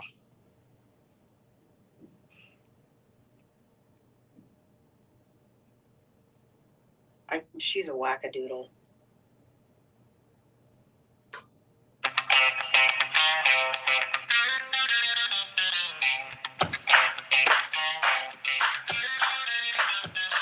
You know, and I love this. This is the catchphrase that they all have. You can see the talking points. They went out. The Democrat Party put him out. Pelosi put him out. Psaki said it over the weekend. Mazie Hirono echoed it over the weekend. 12 economists, 12 Nobel laureate economists agree that this is going to be spending $1.75 trillion in the midst of an inflationary spike. When things are ridiculous and you're in the midst of a supply chain crisis, when you're trying to limp out of a pandemic that should have been over more than a year ago, Makes no sense whatsoever. I guarantee you. I'd love the names of those 12. You know what? Brock, would you please write that down? That is going to be my homework assignment tonight. Who on God's green earth are these 12 Nobel laureate economists? And what are their connections to the Biden administration? What are their connections to the FDA, to Pfizer and Moderna? Because we know the FDA commissioners have a hell of a lot of connections to them. No conflict of interest there. No. 48 members of Congress have more than, I think that's what the number was, more than $1 million in stock with these pharmaceutical companies. What? Houston, we have a problem. They were saving up because of inflation. They knew that yes. You know what, Brock? That's well said. Well said. And they're all very concerned about the cost of childcare, not the cost of filling up their cars, because they have Teslas. Have you guys wrapped your mind around how idiotic this whole notion is that we're all going to drive electric cars? Look at your neighborhood. If you live anywhere like I do, where you've got row houses, where you have alleys, not garages, where on God's green earth are you going to put a charging station, right? How's that going to go? And in the wintertime, is that really going to work out? And who can afford an electric car, right? I'm getting off track here. Let's get back to Mazie Hirono, because she's just the gift that keeps on giving. So she's alleging that people care more about the cost of childcare than they do about the cost of filling up their cars. And I was like, well, I'm pretty sure there's more drivers than there are parents in this country who have children under a certain age that need to be cared for. I mean, realistically, under the age of 13, okay. Older than that, really? We'll see. I'm going to go with under the age of 18. Let's presume everybody under the age of 18, these are the households who have them. This is from Statista.com. The number most recently as of 2019. Number of households with kids. You add them up, it's 49,690 households with kids in the United States. 8,300 have kids under the age of 3. 9,217, 9,000 have kids 3 to 5. 15,000, almost 16,000 have children between the ages of 6 and 11. 16,000 in that 12 to basically junior year of high school under the age of 18. 49,690 families, okay, households with children in them, versus 229 million licensed drivers in the United States. I don't know, which do you believe is more of a concern? Gas prices for the 229 million drivers, or how to get childcare for the 50,000 families that have childcare needs? And by the way, when is it incumbent upon the rest of us to make sure your kids are watched? Why do we have to do that? Why do we have to pay for you to have a mistake and need an abortion? Same thing. Why am I paying for you to have child? Nobody paid for my childcare. Nobody paid for my college education, right? I didn't get a break on the SAT. I didn't get told I didn't have to show my math. I didn't have a preferential advantage over other people. But this is where we are. Lower your expectations. Don't work hard. Don't worry that we're dumbing you down. Public schools will continue to fail you. We'll just move you along the chain of failure, right? And then when you get into the real world and you realize that you have skills to do nothing, we'll make sure you know you have the full deck in your hand, all the cards that you can play, so you can be a victim of something. This is all it is. And I've got proof of it coming up in audio and video sound bites for you. Oh, yes. It's all about who can be the bigger victim. Because if you're a victim, you get stuff that you and I pay for. They are so out of touch. Don't go anywhere. You're listening to the Wendy Bell Radio program. Back right after this.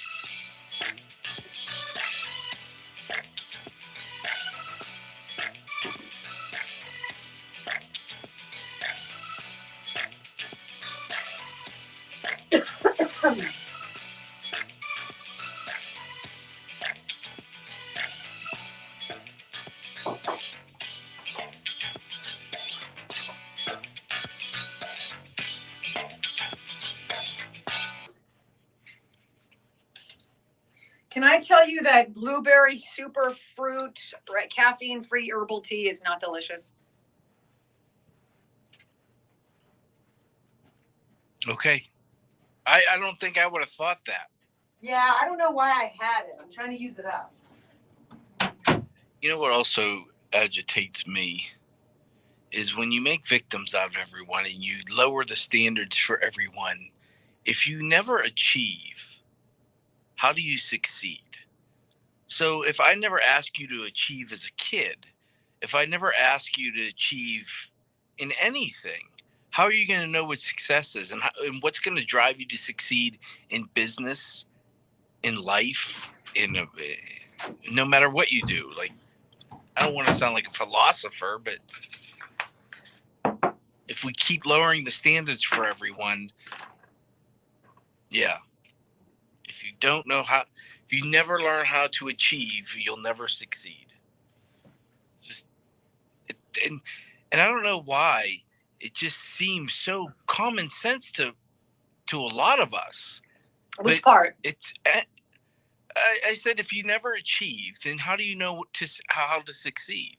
Like if I lower the standards for everything, you're just going to assume. It started with participation trophies. Yes. And now it's just. Yeah, some of the best advice I got was when I was 12. And the fact that I know it was good advice is because I remember to this day. One of my coaches, we always played baseball, and they always played us a year up. And I know I've probably told this story. I know I probably told you.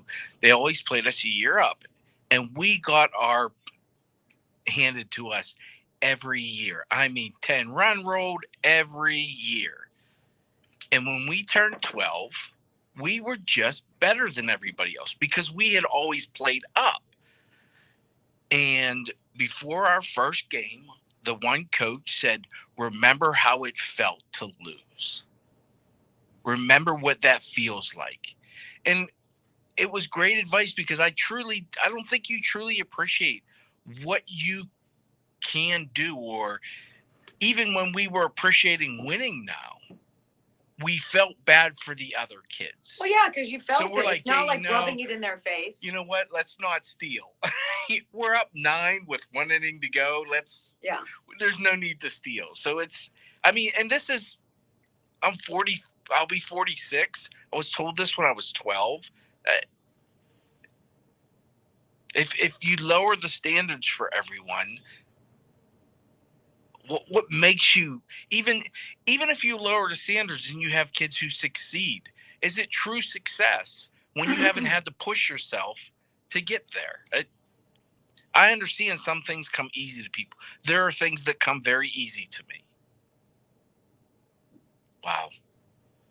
Like dealing with people. There's things that come easy to people. And some it's writing, some it's music, some What it's comes sports. easy to you? Sports comes easy to me. To hit a baseball comes easy to me. I don't go to the cages. I pick up my bat at the beginning of the year and I go and play. To get on a golf course, it was easy for me. I never shot in the hundreds, ever. Neither have I. Yeah. What, have you never played 18? I worked for MSNBC. You're right. I mean, sports comes easy for me. To throw a baseball, I don't ever remember not being able to know how to throw a baseball. It just, swimming came easy to me. It'd be easily, I'm just going to say that because you've said it 15 times, so I just... Music came easily to me. Yes.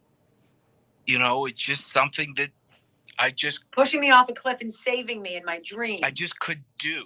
And I'm not patting any... Grammar does not come easy to me. It comes easy to Wendy, I guess. I don't know. But when there's something that comes easy to you, you actually have to push yourself even harder to feel like you've accomplished anything. I don't know. If I ever got through a show without getting criticized by Wendy, that would be an achievement for me. See, I have to try. That does not come easy to me, So I would actually have to work hard. So I would appreciate if I ever made it through a day without being criticized. Just saying. The Husky Kid has feelings too.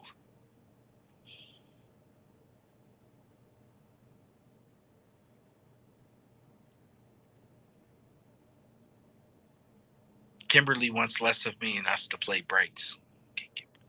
She wants what? Less of me and play music during the breaks. Oh. We really can't play music during the breaks, This Kimberly. is a placeholder because the show is actually on the radio. We just happened to simulcast it and share it online. Sorry. So this really isn't our focus. It's this. So we just like to have you along for the ride. Unless, of course, you don't want to be. Or turn it off for the 5 minutes and come back. Here we go.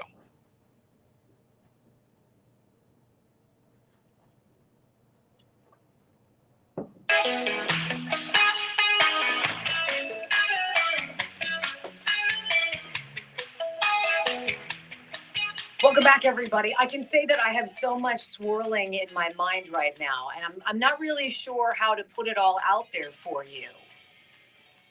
I literally am looking at the microphone wondering how can I best illustrate how I feel. I'm so disappointed. I am so disappointed in people who've traded greed over what's right. You know, I think one of the hardest things as a parent, it's not hard.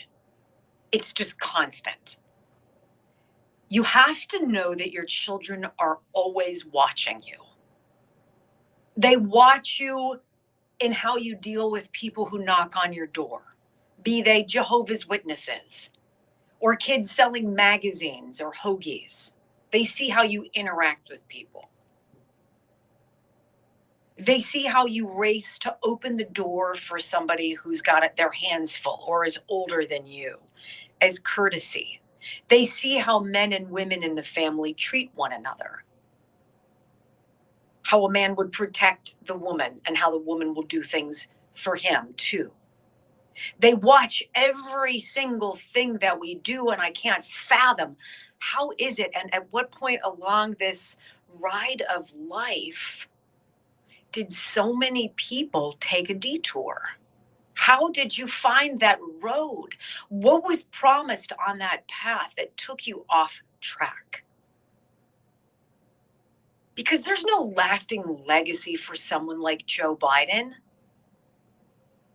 You know, and I oscillate. I go back and forth in my mind about feeling sorry for him, feeling pity, and having a loathing of his greed, his corruption.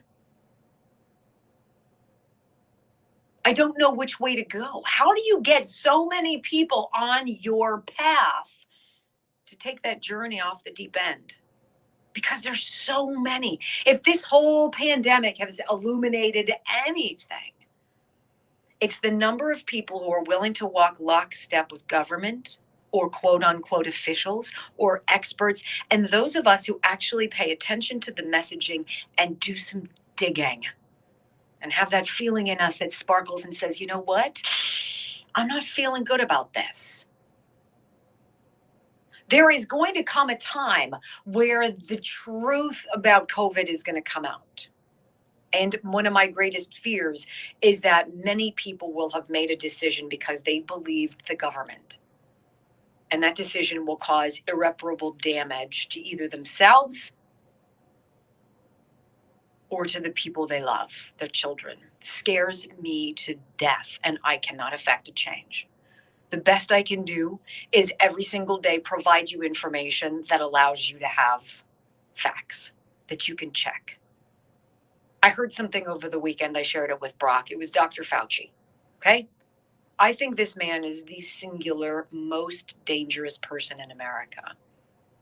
I don't believe he has credibility. I don't believe failing for 40 odd years at a particular position equals success. I want to know what he did. What is your accomplishment? What have you done to benefit we the people? Because what I can tell right now is that you've lied to us repeatedly, again and again and again. You had the machinations of a vaccine before there was even a virus in this country. You specifically were working with the people from whom this virus came. And you've denied and deflected every single question along the way. But this, as you open up the pathway with a unanimous FDA thumbs up, 17 human beings with the Food and Drug Administration last month decided, yep, the benefits outweigh the risks for children. Children who have a 99.985% chance of survival if they get this virus.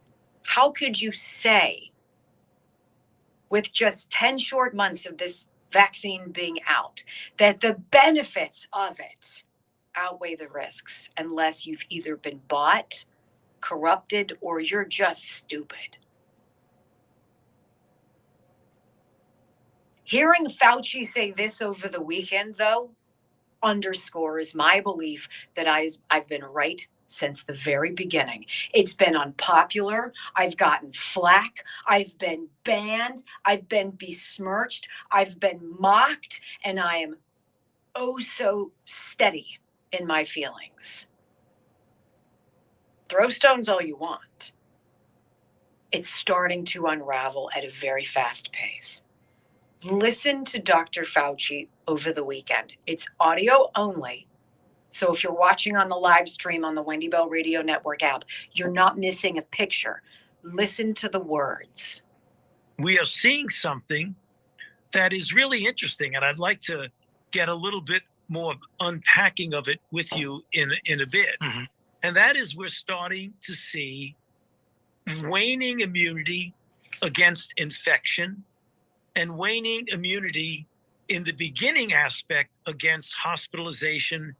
And if you look at Israel, which has always been a month to a month and a half ahead of us in the dynamics of the outbreak, in their vaccine response, and in every other element of the outbreak, they are seeing a waning of immunity, not only against infection, but against hospitalizations and to some extent death, which is starting to now involve all age groups. It isn't just the elderly. So if one looks back at this, one can say, do you know, it isn't as if a booster is a bonus, but a booster might actually be an essential part of the primary regimen that people should have. Wow. In a matter of fact, almost jovial way. You know, it's really interesting. And I think that down the road, we should unpack this a little more. But let's just kind of chew on this data that we've gotten. You know, after hundreds of millions of people have acquiesced to our request, after more than 600,000 have reported adverse events, and almost 9,000 Americans have died after getting the jab, as reported by the Vaccine Adverse Event Reporting System, Dr. Fauci matter-of-factly says, yeah, we're seeing waning immunity pretty much out of the gate after getting the jab. It's not stopping people from getting COVID. It's not stopping people from spreading COVID. It's not stopping people from being hospitalized from COVID. And it's not stopping people from dying from COVID. And it's not stopping them across any age group. You know what the solution is? Well, I'm going to give you the weirdo common sense Wendy version of it. Stop the damn jab. Stop. Step away, Dr. Fauci. Everybody, go live your life. Go shop. Go eat. Celebrate with your family. Go to church. Make your own decisions. And start reading about this elixir. That's not his takeaway. His takeaway is you need more. You need a booster. Everybody needs a booster. You need more of that. You know, the vaccine that some people have reported within instance of having it into their bloodstream, tasting metal in their mouth. You know, people who've had strange magnetization of their arm where they got the vaccine. You know, that thing. You know, the athletes who videos show are of the prime physical fitness, running on the pitch or playing on the football field, collapsing and twitching. Now, you're not supposed to see this. This is not the conversation we're supposed to be having. Because if we were to have this conversation, you probably would want to get more information before you offered your children up as human guinea pigs. Never before in the history of this country has something in a phase 3 clinical trial with so much dubious crap around it been pushed and mandated on the people of these United States. Never before. And never before with something that is so eminently survivable. That this man even has a platform, that he has a shred of credibility is astonishing to me. Who are these people that allow him to continue talking? And what is the legal recourse for having tens of thousands of people's deaths on your hands? Think about it. What can you believe? What can you believe? Can you believe the tests? No, they're flawed. They weren't made for this. Ask Dr. Robert Malone, the man who invented mRNA technology. These tests are not designed for it. How many false positives have we had? Let's talk about the deaths. How many people died in car accidents who were shot, who were tested as COVID deaths? You can't believe that. The changing of the rules with the FDA and the CDC. You cannot believe them. Your own Surgeon General saying, well, let's not conflate things here. Like, what you have to note is, what's really important to know is, which is the ultimate slap in the face. Stop questioning us. Don't ask about therapeutics that are beneficial. All you need to do is get the damn jab. And if you happen to be a sitting member of Congress, a U.S. Senator from Wisconsin named Ron Johnson, who decides to share on his Facebook page and his Twitter page stories of people like you and like me who've had bad reactions, instead of being silenced, instead of being shunned, he gave them a voice. And look what happened. He's temporarily suspended on Twitter. I wonder why. Don't question, they say. Just do as we say. And last time I checked, that is so wholly un-American. The holidays are gearing up at the battlegrounds and at Show Me Your Hobbies. Their hobby shop is loaded with the latest RC cars, trucks, boats, crawlers, and more. You can grab one for yourself, maybe get a gift card for that RC or airsoft enthusiast in your life. Want even more excitement? This place is so cool. The Battlegrounds is ready to host your private birthday party, your corporate holiday party, or any other celebration. Here's what I'm talking about. From Nerf and airsoft to bow tag and rivals, the activities are endless at the Battlegrounds. And don't forget, their hours are going to be extended throughout the holiday season for more open play sessions. But you got to register on their website at thebattlegroundspa.com. Give them a call right now, 412-530-2192. Also, be sure to check them out on Instagram, Facebook, and YouTube for awesome RC and airsoft content. And remember, don't just play the game, be the game at the Battlegrounds. Sometimes I get hot because I can see through the lies, and I know you can too, which is why you come here. As much as Jen Psaki wants to spin it, she's laying an excrement sandwich for you. I've got her sound coming up next on the Wendy Bell radio program.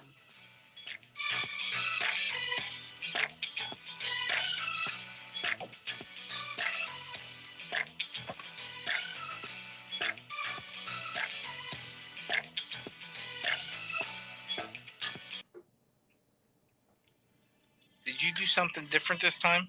I'm sorry. You led in with the battle instead of coming out with it? Oh, I'm sorry. Who'd you miss?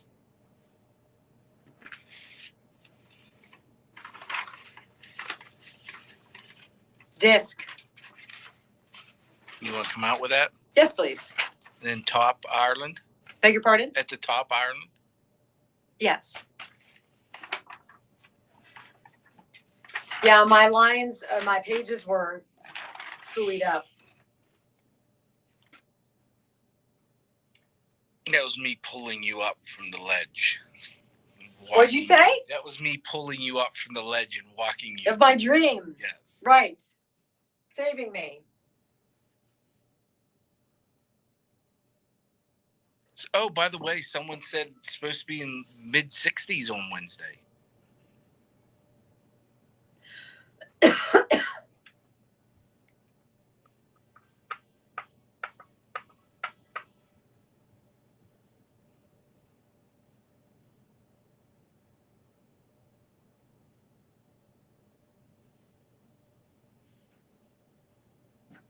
You just are dying to golf, and you'll suck it up and golf with me. That's how desperate you are, because you know what I do isn't really golf. I'd like to get out one more time. I mean, how often do you get to golf this late in the year where it's manageable, you know, where it's not 50 degrees and you're not really enjoying yourself? All right, here we go. Disc.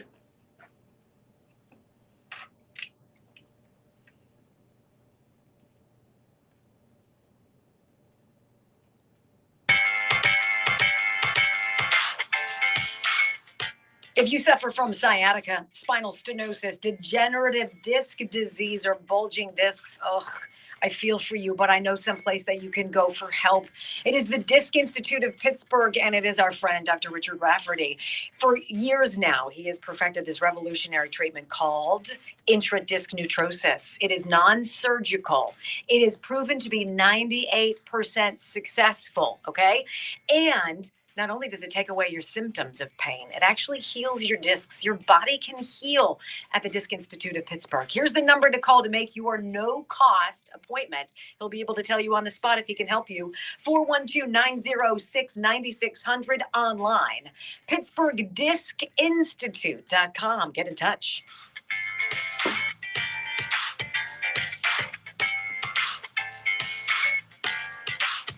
So I find it very interesting that I believe it is so obvious now that the Democratic Party has backed itself into a wall.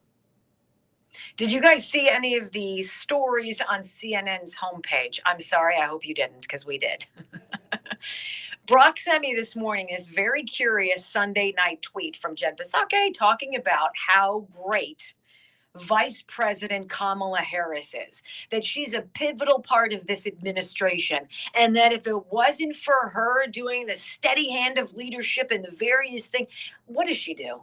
She's a zero. Nobody likes her. Fewer people like her than liked Dick Cheney. And that says something, okay? Because his daughter is noxious as he was, okay? It is what it is.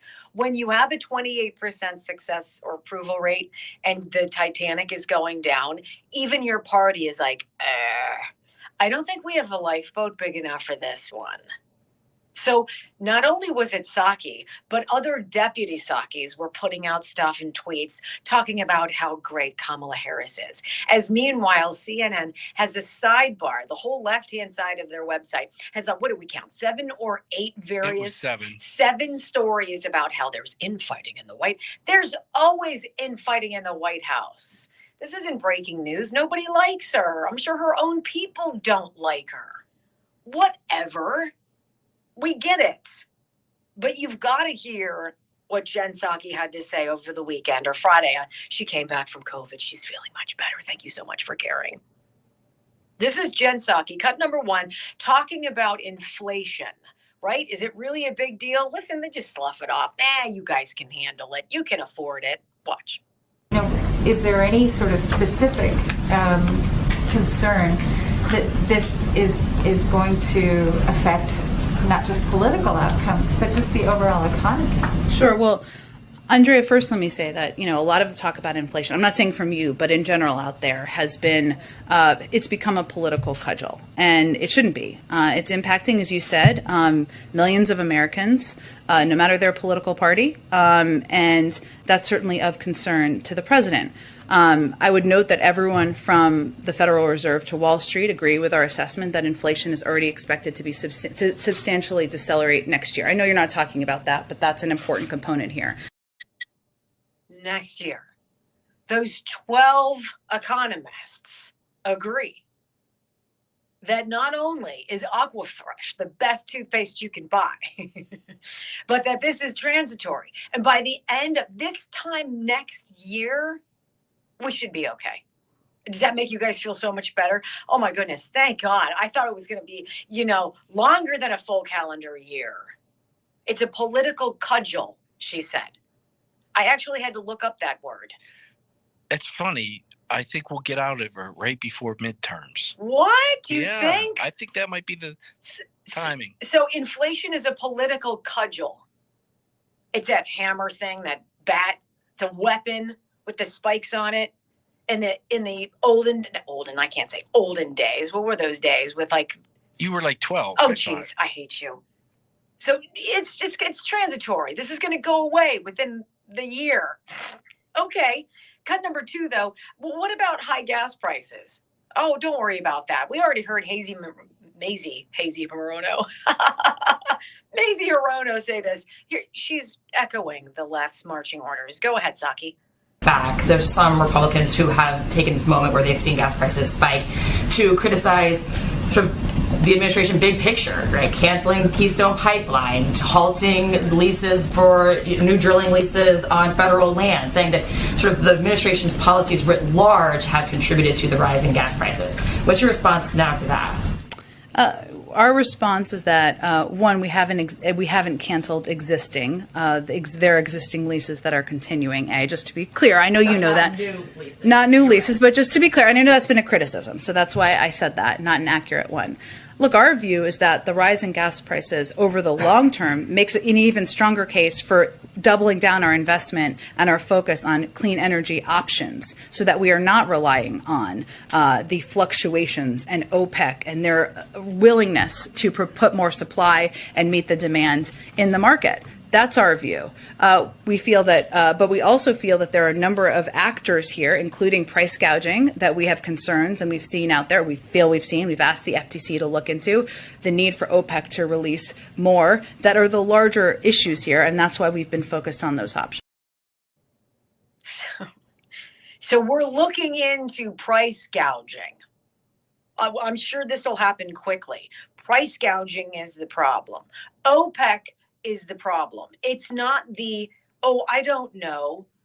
century worth of pure supply underneath our feet right now here in the United States. You know, that whole Keystone Pipeline that you guys killed on day one, that had nothing to do with this. We need OPEC.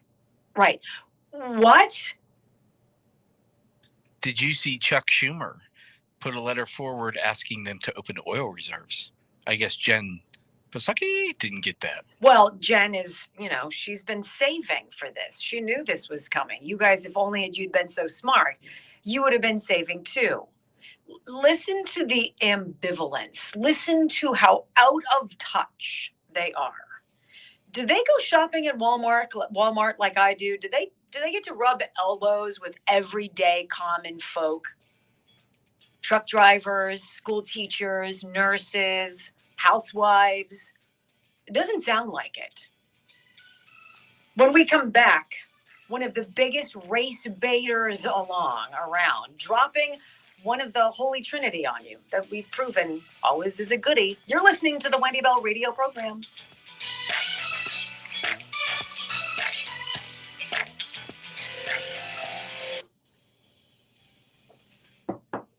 The whole Let's Go Brandon thing is awesome. Huh? The whole. All right. It's time for me to say hello and thank you to our friends Gary and Diane Ireland and Ireland Contracting. They are the sponsors of our BS board, and they're also friends of this program, and I'm grateful to them. Gary and Diane, for 30 years, have run this business together. You know, being married and running a business is a big job, and they've done so very, very well. Ireland Contracting is your home exterior renovation experts. They operate here in southwestern Pennsylvania and also southeastern Ohio, and they do roofing, siding, soffit and fascia, windows, skylights, you name it. Owens Corning Platinum Preferred Dealer, which is a big deal because only the top 1% of roofers in the country get to be called that by Owens Corning. And they have a new roofing product from Owens Corning called Bourbon. It is beautiful. And Gary and Diane Ireland welcome you to go to IrelandContracting.com and check it out. 1-800-NEW-ROOF, 1-800-NEW-ROOF, or go to IrelandContracting.com. Oh, my.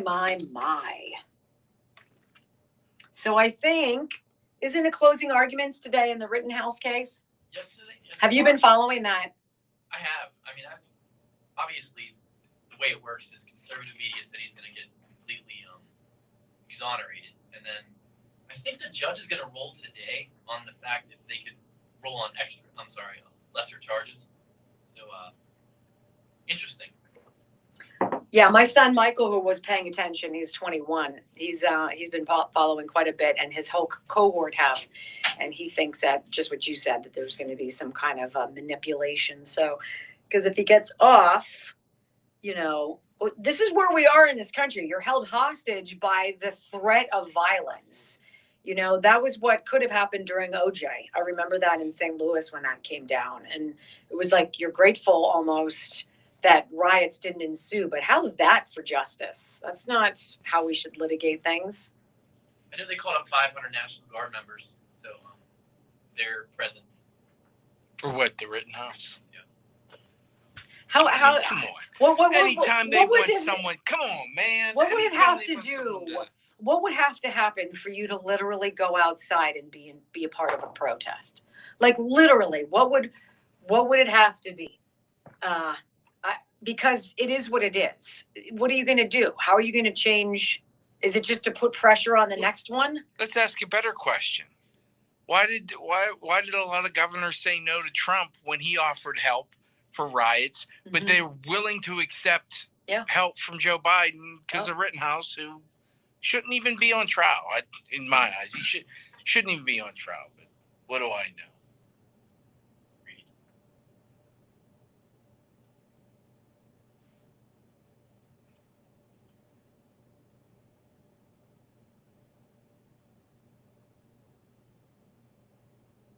From crouching.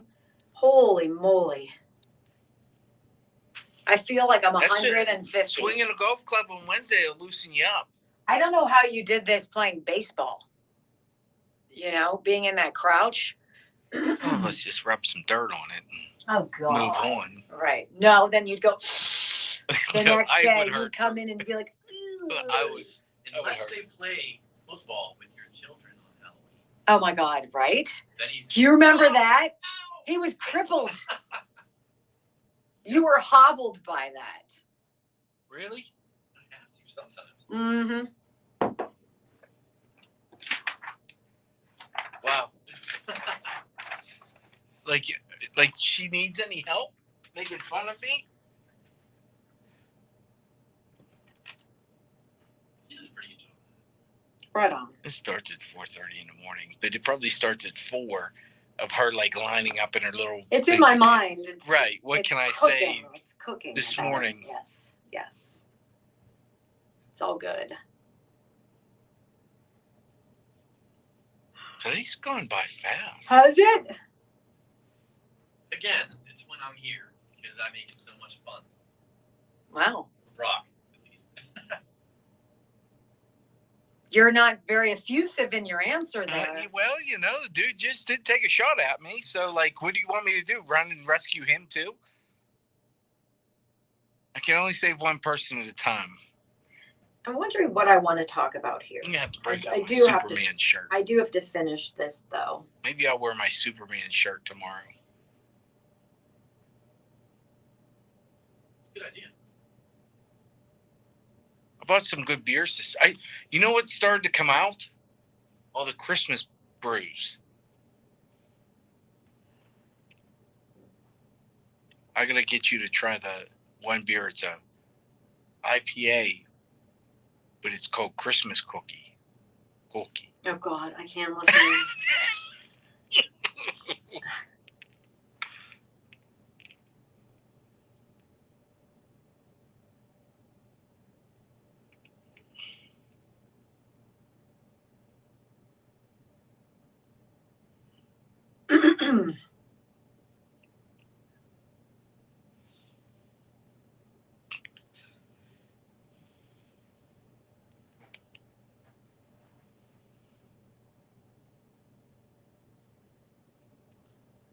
I think Kyle Rittenhouse is going to be able to sue a lot of media companies. Oh my I'll gosh, be we honest have that with you. whole Tom Elliott from Grabian mashup. I'll be honest with you. I think he should be able to sue the president, calling him a White white supremacist. supremacist. Yeah. I mean, right off the bat, like talk about impacting if they take him to court or not. Sue the president, Kyle. Sue the president because he stepped in it. And I'm sorry. That's going to be that last half hour. I want to talk about this. Cookie.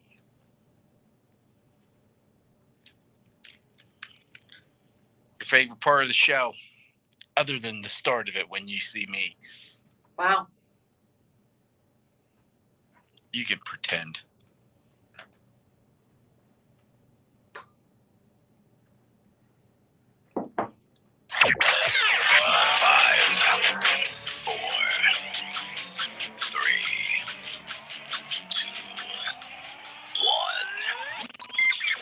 Using facts to take on the woke politicians, triggered leftists, and the corporate media.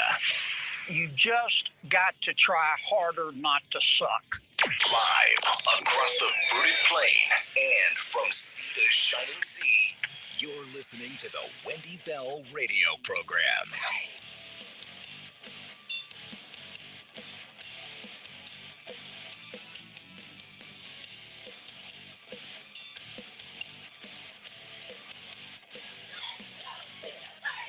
Welcome back, everybody. You have found the Wendy Bell radio program. Excited to have you here. If you are new to us, if you're just tuning in on the radio in Missouri or somewhere in Virginia or in Pennsylvania, and our numbers are growing, hello.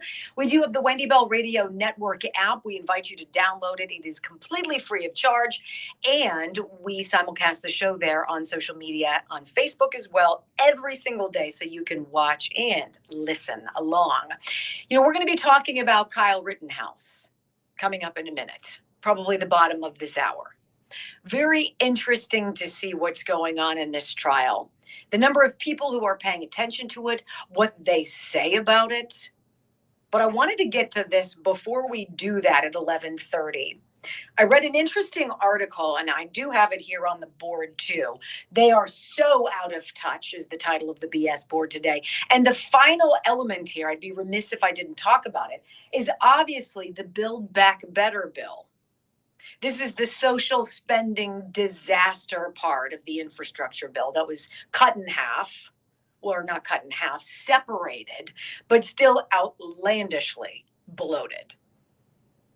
So how does deficit spending cost zero or reduce the deficit? Well, you're right.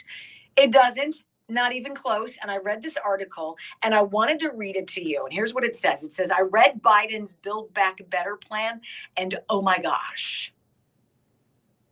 The White House's official press release announcing the Build Back Better Act pitches it as a plan to rebuild the middle class.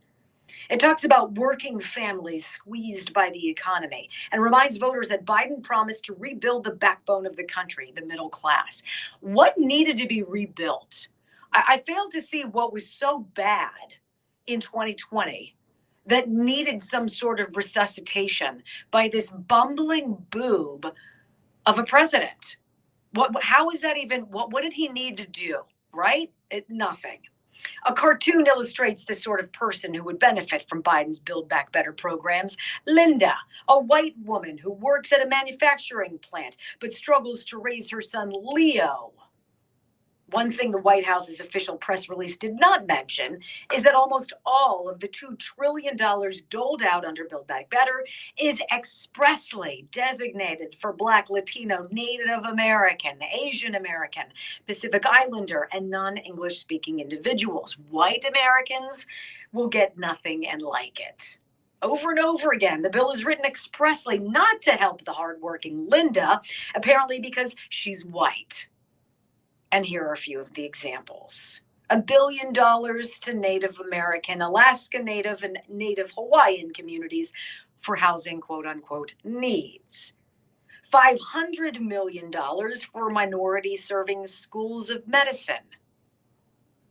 $112 million for teacher preparation programs at historically Black colleges and universities and minority serving institutions. $75 million for culturally appropriate care, management, and services for older individuals who are racial and ethnic minorities and are underserved due to sexual orientation or gender identity. $75 million to study maternal health for pregnant and postpartum minority individuals. $50 million to provide or to improve behavioral health outcomes for communities of color with substance abuse. $75 million to increase research capacity at minority serving institutions, and on and on and on.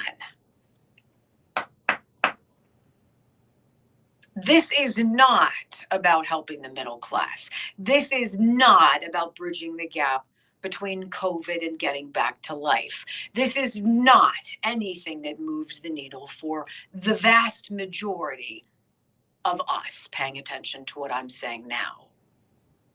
It just isn't. What we have now is a very dangerous and divisive climate where racism, Donald Trump, January 6th are your trinity. And it's no better explained than by the exceedingly noxious Tiffany Cross on MSNBC. This woman is race baiter in chief. She and Al Sharpton probably should just get together. Make it a thing. She creates problems with race where there aren't any, at least that I know of. Now, I'm not Black, of course. But the things that she says are just so nonsensical. It's like Pete Buttigieg saying our roads and bridges are racist. Well, according to Tiffany Cross on MSNBC, so is trucking. Didn't you know? So she has this interview over the weekend with a woman, and I find it particularly interesting because here's a woman who is the president and the founder of a trucking school. Black and female. That's great. Small business owner doing something to try to get more women and more minorities into a field that's predominated by men and predominated by white men. Is that because trucking in and of itself is racist? Or is it because trucking by and large doesn't appeal to certain kinds of people? It's like the argument with the Citadel. Do you need to let women into the Citadel? Can anybody just have their own space and us not complain about it not being perfectly equal? Why? Why do we have to do this? Well, because if you have nothing worthwhile to talk about, there's nothing that your party does that's beneficial to America, you've got to harp on something. And racism, if you look hard enough, anything you see can be deemed racist. You can be a victim, and you sure as hell can be outraged like Tiffany Cross. So I want to play cut number 1 for you here of Brock Wood. This sort of echoes off of the woman who was talking to Mazie Hirono in the prior sound bites, creating this overarching message that somehow race is a problem, that it's dangerous for Black people to be involved in trucking. Have you ever heard of such a thing? I haven't. Cut number 1, go. My brother is a truck driver, and he drives across the country, and it's very nerve-wracking to me when he's on the road because it feels like a dangerous industry. But you're trying to disrupt that and bring more people who look like us to the industry. More people who look like us into the industry. So I wonder, Tiffany, is it a matter of Black truck drivers aren't allowed to get licenses? Or that trucking in general has not up until now appealed to as many African American, Hispanic, or whatever drivers as have white drivers? Why are you trying to make something racist? The woman you're about to hear, she's going to come up in a couple bites. Her name is Pam Day. She's the owner of Cross Country Truck Driving School. Like I said, Black and female, which I think is outstanding. Let's get more people involved in an industry that, by the way, they're down something like, 80,000 drivers? Tiffany Cross doubles down. Cut number 2. Listen to how she portrays the industry.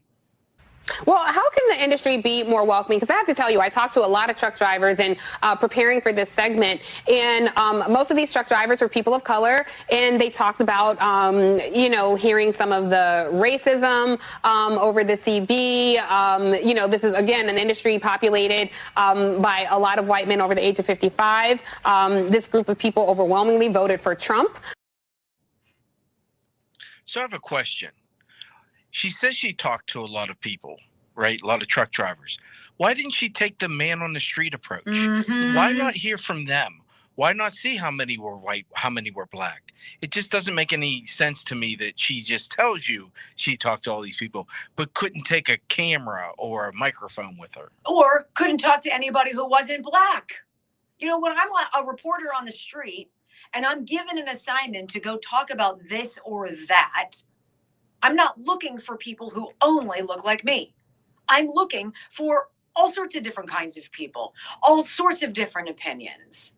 So what does Tiffany Cross have to do in this ridiculous segment where they could be saying, instead of saying trucking is racist, trucking is sexist, trucking sucks, rather than saying that, why don't they say this is a really terrific opportunity for people of all walks of life to get involved in what many people have found to be an exceedingly rewarding career. You're your own boss. You drive. You're alone in your cab. You don't have to deal with the chatter of garbage unless it's racism on the CB. Really? This is her narrative.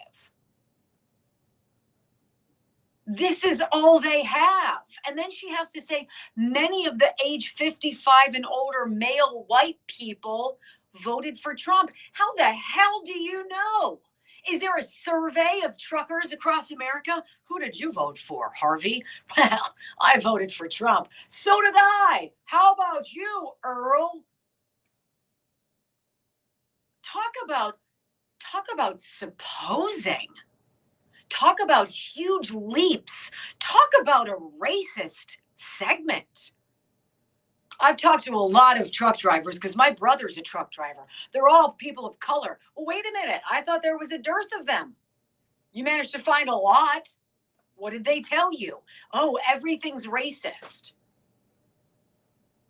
You're going to find reasons to be outraged, to be angry, to feel discriminated against wherever you look, if you choose to look through those lenses. But the political party that was supposed to be about healing and bringing us all together after that mean Donald Trump, boy, they're awful at this. I want to thank Bruce Freshwater from Sierra Experts for being a sponsor of this program. Bruce is a veteran. He started Sierra Experts here in Pittsburgh. They're a managed service provider. And that means they can set up your network, they can secure it, manage it, and so much more. These folks are experts in website design, digital marketing, custom-made software, development, network monitoring, even backup and disaster recovery. You need a team that is experts in this field, right? That's Sierra experts. Let them handle this side of your business so you don't have to. They're there when you need them, and they know what they're doing. No matter where you live across America, they can help you. 412-379-8333. Check out their testimonials online at sierraexperts.com. All right, a few more of these I have to play them because you need to be able to see what they see you as. You're not an American. You're a hater, and they hate you for it. You're listening to the Wendy Bell Radio program.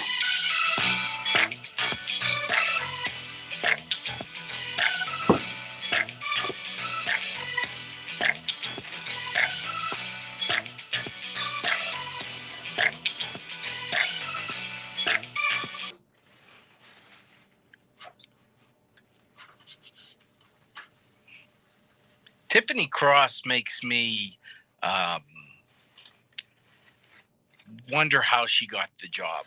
Not that she's good or bad, but like, did you get the job because you told them you were going to go like off the edge? Because of the way she is, I think the only reason she got her job is because she's black now.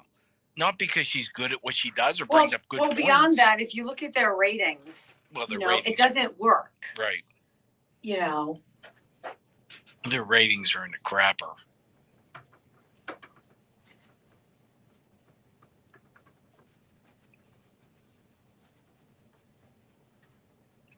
We've got problems in this country like paying bills.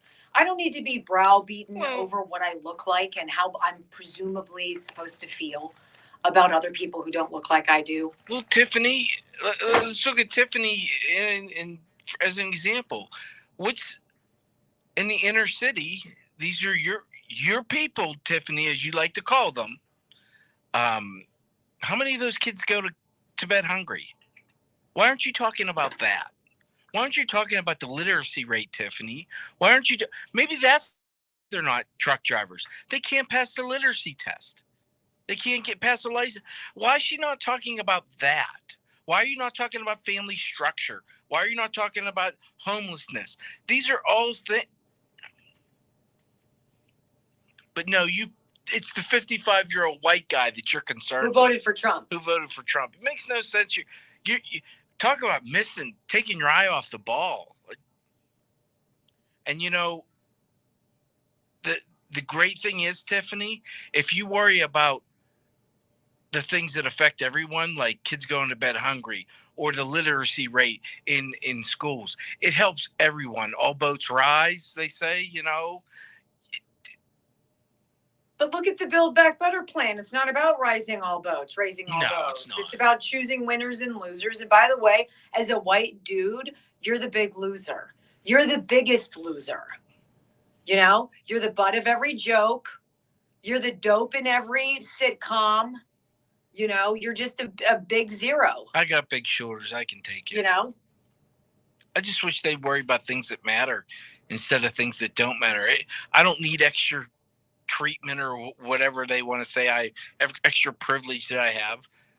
deal with the stuff that needs dealt with and forget about the extra crap. Here we go.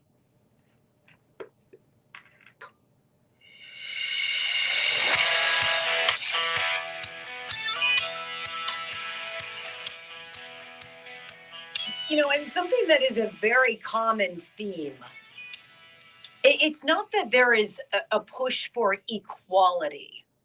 It's not that we want everybody to be on the same footing anymore. We want extra.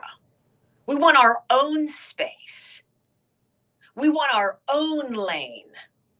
We want you to fall over yourself to acknowledge something that happened well before you were ever born. And it will never be enough. It will never be enough. By the way, to all the people out there who want to see racism and find it every single day, I feel for you, but you're tiresome. We don't care what you look like. Truly. I was at the car wash a couple weeks ago, and I pull around. It's one of those drive-through, wonderful car wash, and I've got a rag. I'm going to dry off all the little spots. There's a gentleman next to me, black man, probably 15 years older than I am, and he's washing his car, vacuuming it out. He's playing some smooth jazz. It's a beautiful sunny day. And I'm washing the car, and he smiles at me, and he said, wow, great day. And I'm like, oh, my goodness gracious. And he's like, it's going to rain tomorrow. I'm like, of course. That's why I'm washing my car, because that's what happens. So we start talking as he's cleaning his car and I'm cleaning mine. And it turns out he's a truck driver. He's driven for 30-odd years. Father of 5, grandfather of 15. Talking to me about how he used to do the long hauls. He would go cross country, turn around, come on back. Now he's more local, and there are no jobs. They go to the rail station or whatever, to the railroad tracks to get stuff. It's not coming in. And we're talking, and I said to him, I said, well, how do you feel about this president? And he's like, well, I don't know what he's doing. And I was like, well, how'd you feel about Donald Trump? And he said, I didn't like Trump either. And I said, really? Why not? And he's like, I thought he was always trying to please somebody. And I was like, okay. How'd you like his policies? How did you, well, it's better than it is now. This is awful. So I'm sitting here, I have a half-hour conversation with a man whose demographics could not be more off of mine if we tried. He's black, I'm white. He's male, I'm female. He's older, I'm not quite so much older. He's a Democrat, I'm not. Had a perfectly lovely time with him. See, this is not what they want us to believe our country's all about. And I said that to him. I said, you know what? It was really lovely talking to you. He said, you too. You take good care of yourself. I said, you know what? This is America. He said, amen, not this. And he started to do like the hands together, like people fighting. He says, I don't have a problem with you. I don't know you. I said, amen. This is where we are. I want you to hear this third soundbite from Tiffany Cross. Listen to the idea in what she's saying. Cut number 3. Some people have talked about, aggressive truck drivers, cutting them off or not being helpful. So obviously, the more populated it is with people of color, I think you'll see less of that. But how can you encourage people to come and disrupt this space when it seems a bit unwelcoming? Why do you have to disrupt a space? See, if you feel that you being there is a disruption, the problem is with you, not with the space. Do you guys really care the color of your airline pilot? Do you care what color the truck driver is who drives your goods across the country and gets them into your store? I don't at all. Be a good truck driver. Be safe. Some of the safest people on the road, the most regulated business ever, truck drivers. Why do we need to disrupt this space? And I've never really heard, have you guys ever heard that trucking is this terribly racist place where truck drivers don't help black fellow truck drivers? They cut them off, they're mean, they're not helpful? What? Look, Tiffany, you're so desperate for relevance because you offer nothing. You're a zero in a pretty face. That's dangerous. Because pushing this narrative that everything is about keeping you down, that the man's got his proverbial knee on your neck, if that's how you want to see the world, that's how you'll be. But when this is what envelops a political party, this is what sinks it. And I dare say, we've seen how out of touch they are.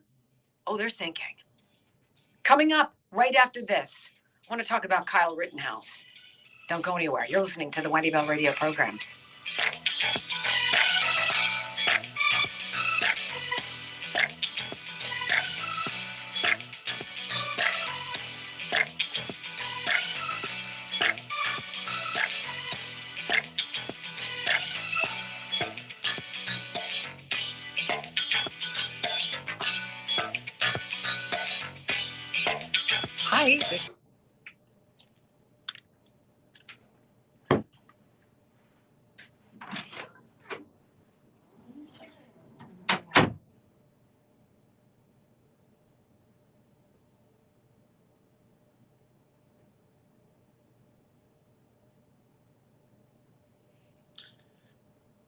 The biggest problem with Tiffany Cross is she could do so much good just being who she is in the space that she's in,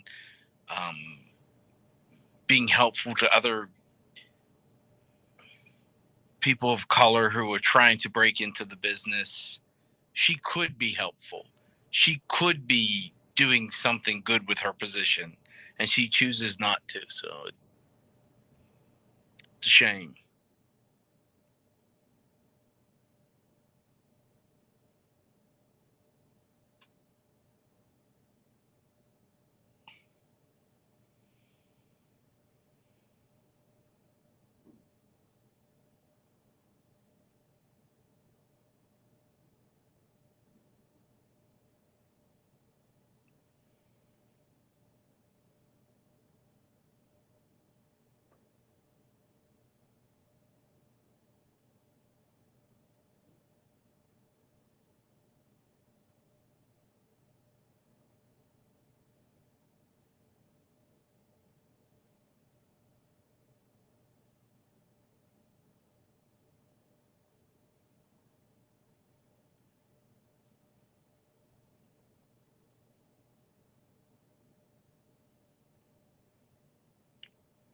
Where's Wendy?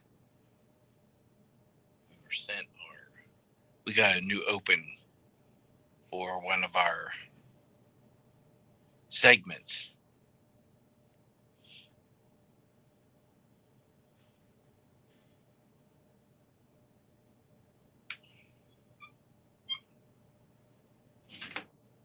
We got a new open for one of our segments. Yeah. Do you want to hear it? Sure. All right. I got to cancel you guys out.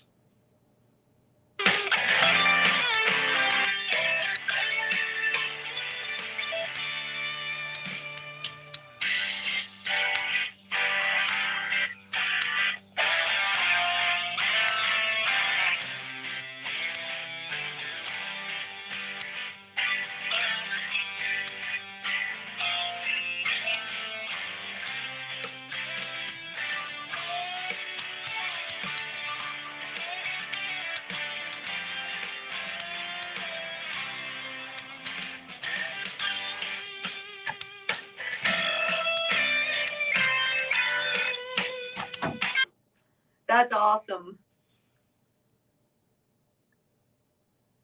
Woo! I needed to sleep more than 4 hours last night. That much I can tell you. Yeah, gun charges were dropped, but that's not. Not that it's not important. What'd you say? The gun charges were dropped in the Kyle Rittenhouse. This all comes down to guilty or not. People aren't going to hear anything other than guilty or not guilty, so they know to riot or not. And let's be honest, they're going to riot regardless of what the outcome is. Right? What a shame.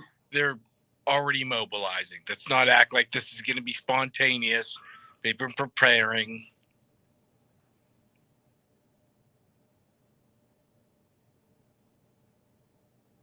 Esther, it's a great question. I bet you she got ivermectin.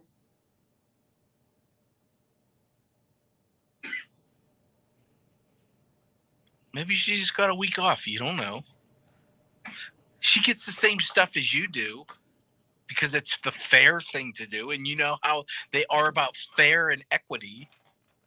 Come on. Come on, man. Did Brock join the cancel culture mob? I don't know why you would ask that. Yeah. I got big shoulders.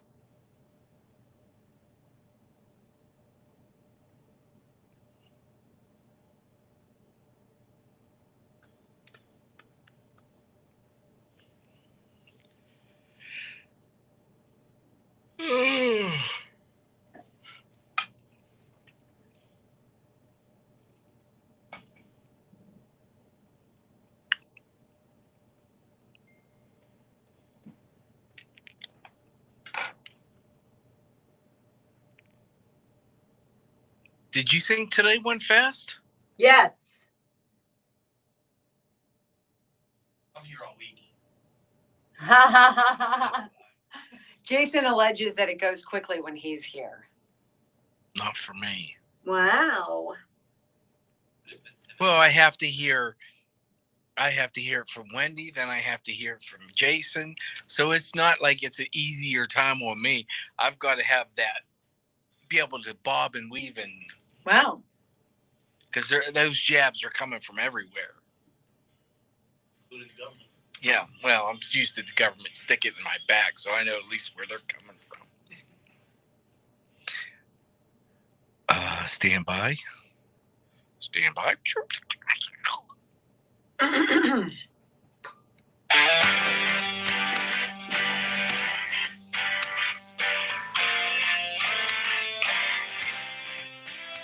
Welcome back, everybody. You are tuned into the Wendy Bell radio program. So I guess today, closing arguments in the Kyle Rittenhouse case. Interesting, I got a phone call on Friday after the show. My son from Clemson University called me, Michael, and he called to tell me that he woke up. He didn't have class that day, so he slept in. Had been out the night before, so he slept in a little bit.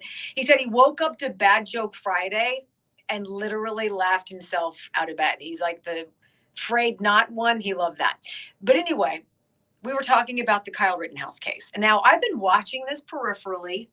I've not been glued to the testimony, but I have seen some of it. But I enjoy staying kind of on the outside and pay attention to what everybody else is talking about around it.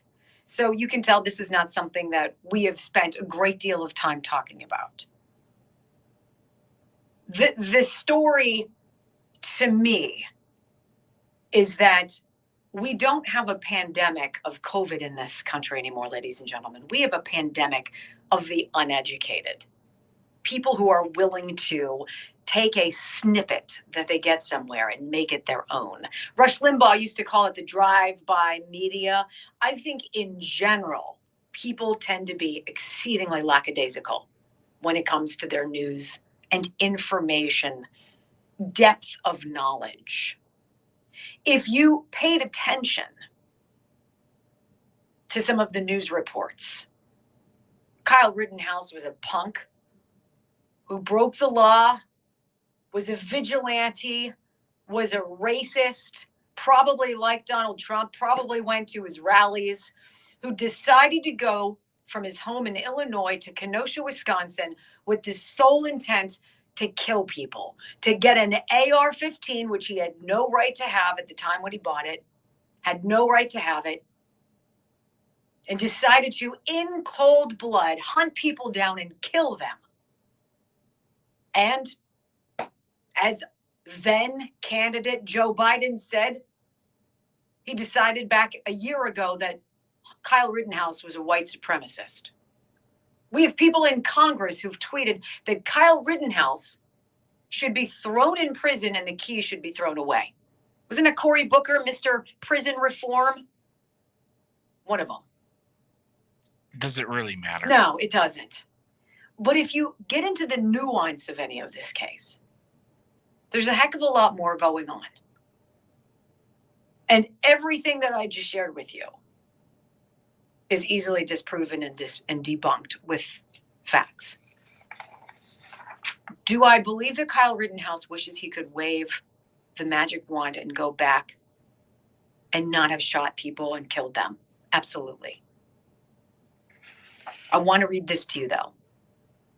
Very interesting, where every now and again you get a glimmer of depth, of perspective, of that man on the street. And I started to talk about at the beginning of the program.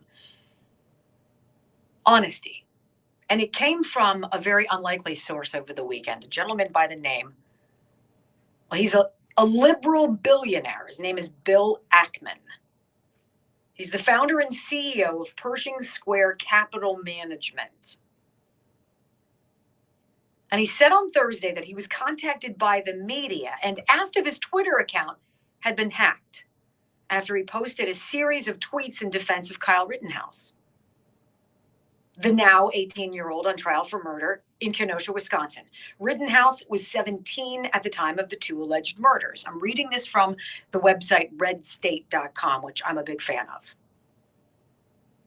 Now, the reason why this is a significant article to read is because a liberal billionaire is not your usual defender of a young white man accused of murdering other people. But it's interesting. He's an intelligent guy, obviously liberal to be sure, who formed an image and subsequent opinion of a young man he knew zero about, based upon solely the false narrative misrepresentation by the liberal media outlets he chose to watch. And he tweeted about it, which is fascinating. Where Ackman's story differs from most other untold numbers of stories is that when presented with reality, with facts, he changed his mind. That he saw with his own eyes and processed with his own mind, he changed his opinion of Kyle Rittenhouse and the events of Kenosha. A 100-degree change, 180-degree change, rather. The magnitude of Bill Ackerman's first false impression of Kyle Rittenhouse manifested untold number of times over and over and over again, oftentimes with lives hanging in the balance, is chilling as hell, this article says. And the despicable likes of CNN and other liberal media and their obscene exploitation and manipulation of public opinion, patting themselves on the back along the way, couldn't be more reprehensible. Ackman first tweets his and his wife's observation about Kyle Rittenhouse and his testimony on November 11th. Quote, last night, Neri and I watched several hours of Kyle Rittenhouse's direct testimony and cross-examination. We came away believing that Kyle is telling the truth and that he acted in self-defense. We found him to be a civic-minded patriot with a history of helping his community as an EMT and fireman in training, in his removing hate graffiti earlier that day from a local school, and ultimately in volunteering to protect a business during the night of August 25th in Kenosha. But this was not the first impression the Ackmans had of Kyle Rittenhouse, not even close. Bill Ackman's account unfolded in 7 subsequent tweets, beginning with the description of the, quote, material differences between the couple's first impressions of Rittenhouse after seeing and hearing him and those they had formed as a result of media reports. Quote, our firsthand impressions of Kyle were materially different than those we had previously formed based on media reports and opinion pieces that we had consumed. You know, and the writer continues, says, I've always been frustrated to read the inaccurate press report about a subject I know well, yet somehow I continue to believe other articles in the same newspaper about subjects I know less well. To Ackman's credit, of course, he laid the blame directly at the feet of political bias before making a prediction. Quote, this is a tweet, media and political bias are dividing our country and destroying lives. While we've not heard the entire trial, based on our assessment of Kyle on the stand, we believe that he will be found innocent by the jury. This is bombshell for a liberal billionaire to be tweeting about. Ackman also worries about the reason or the reaction in the street after, as he predicted Rittenhouse is found not guilty. Oftentimes, communities react negatively and even violently after a jury verdict when they're surprised by the outcome based on what they've previously read in the newspaper, seen on TV, or more likely been served on social media. Ackman continues, I encourage you to watch the trial, or at a minimum, his testimony and cross-examination before you form a view of his guilt or innocence. While Rittenhouse admitted his political bias, a Herculean challenge for many of us who only see biases on the other side in respect to favoring stronger gun regulations, he fears that society's view of whether or not Rittenhouse is innocent depends more on one's view of guns. And this is what Ackman says, with respect to my own political bias, I am not a gun owner, nor a member of the NRA. On balance, I support stronger gun regulations and respect to removing loopholes in the state in the sale of guns. And then the headline. This is it.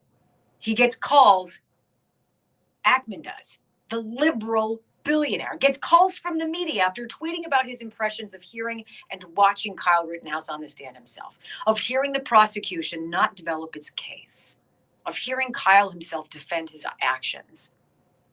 The media get in touch with Ackman and ask if his account had been hacked. Because how could it possibly be that a member of their team would write something so honest so educated, so knowing about something he had paid attention to. You know, I don't know much about the politics of Bill Ackman, but that it took one man in a series of tweets to be fair to a young man charged with something, when our entirety of media can't do the same, is chilling. And we talked about it last week. Nicholas Sandmann, convicted before you even one shred of evidence was revealed about him. He was that smug kid wearing the MAGA hat in Washington, D.C. And then all of a sudden, information starts to come out. It's as fast as everybody jumped on the Jussie Smollett story. And Robin Roberts was right there, kneecap to kneecap with him. Do you need a tissue? What happened next? It's exactly what happened to Dave Chappelle.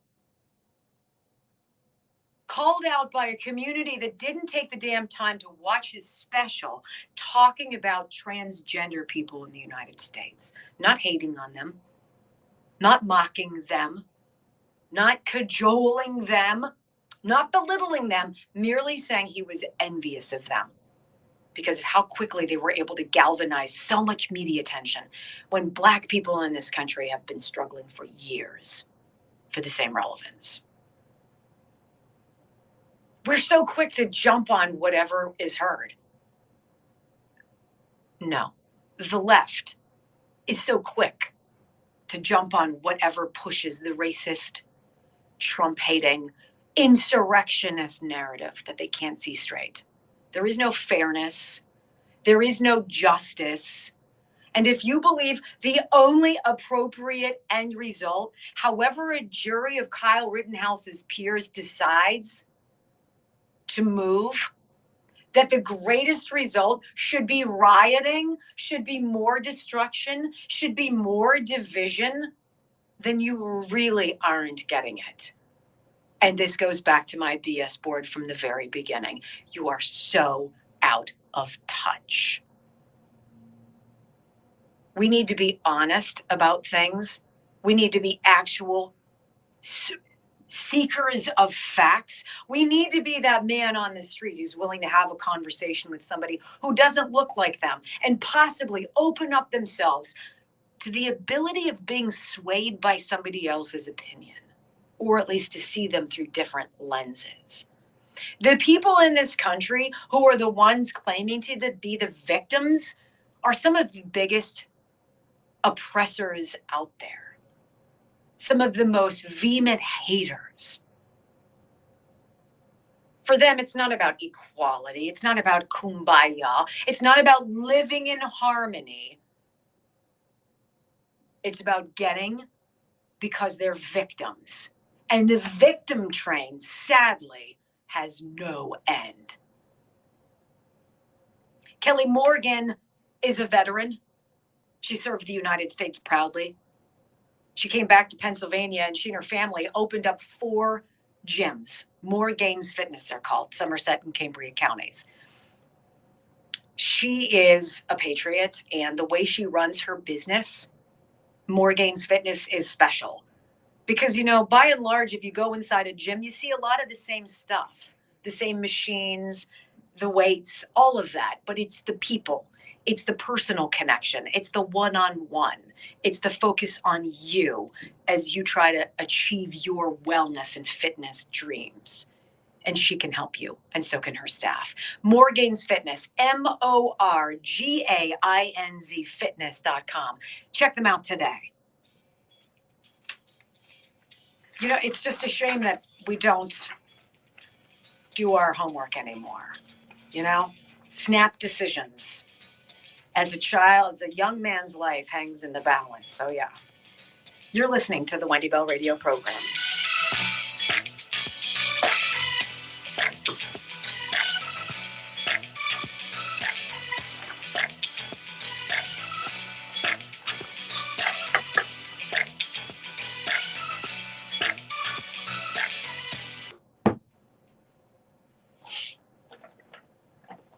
JD out. Thank you.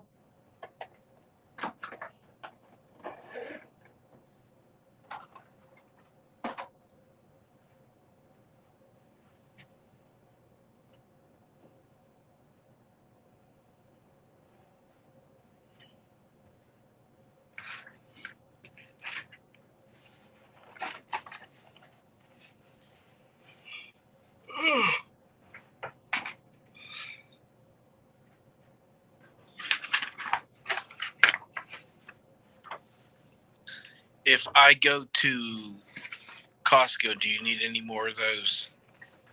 Are they gone already? Really? My man. Those boys lit up when they saw him.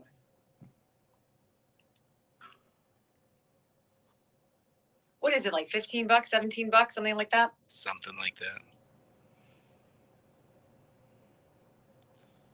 Stop, give blood, go to Costco so I can afford them. Oh, shut up. Good gracious. That's insulting because I pay you. That's insulting. Well, according to that, you should get a lot of perks with the Build Back Better plan. You told me I didn't get any because I was white. I'm waiting. Just biding my time. Get that Biden. Look how funny you think you are. Saved your life. Oh, for heaven's sakes. In a dream, and it wasn't even you. Right. Right.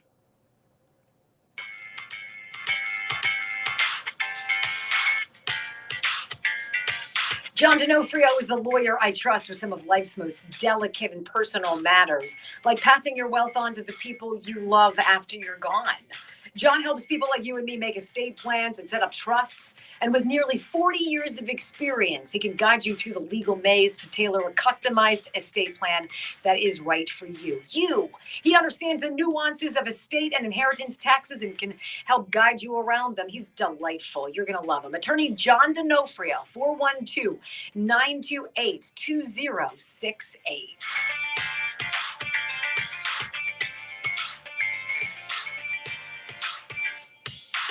You know, I heard something very distasteful in Mazie Hirono's comments that we played earlier in the program.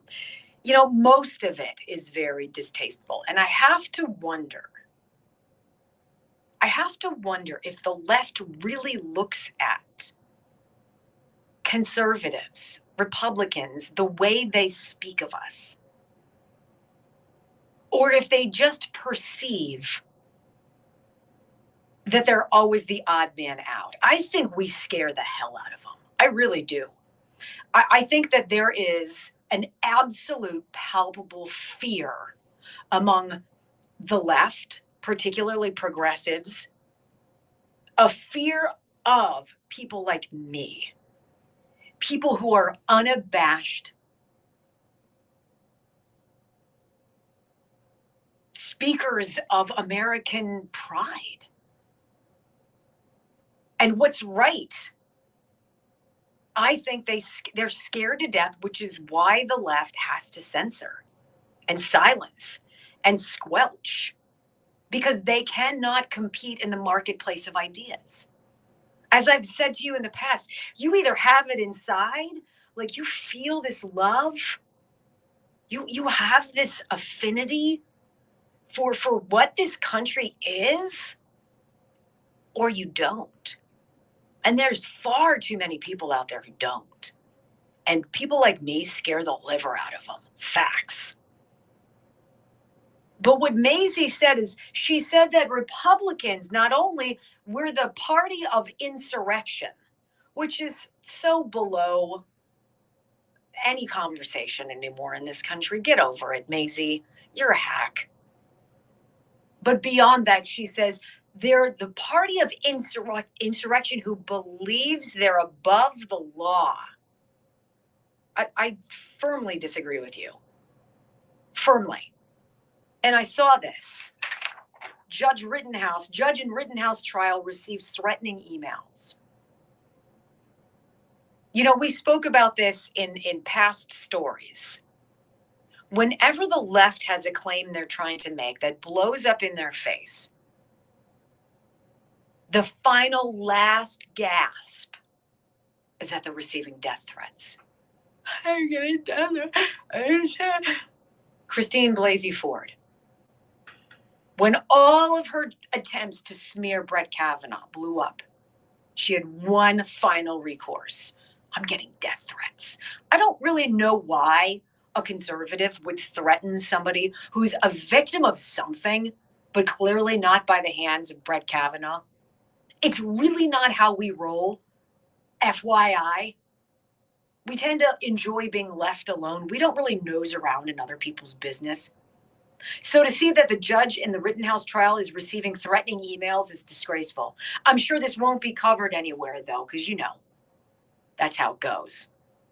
He says he's received a wave of disturbing messages calling him a racist, a Klan supporter, a skinhead.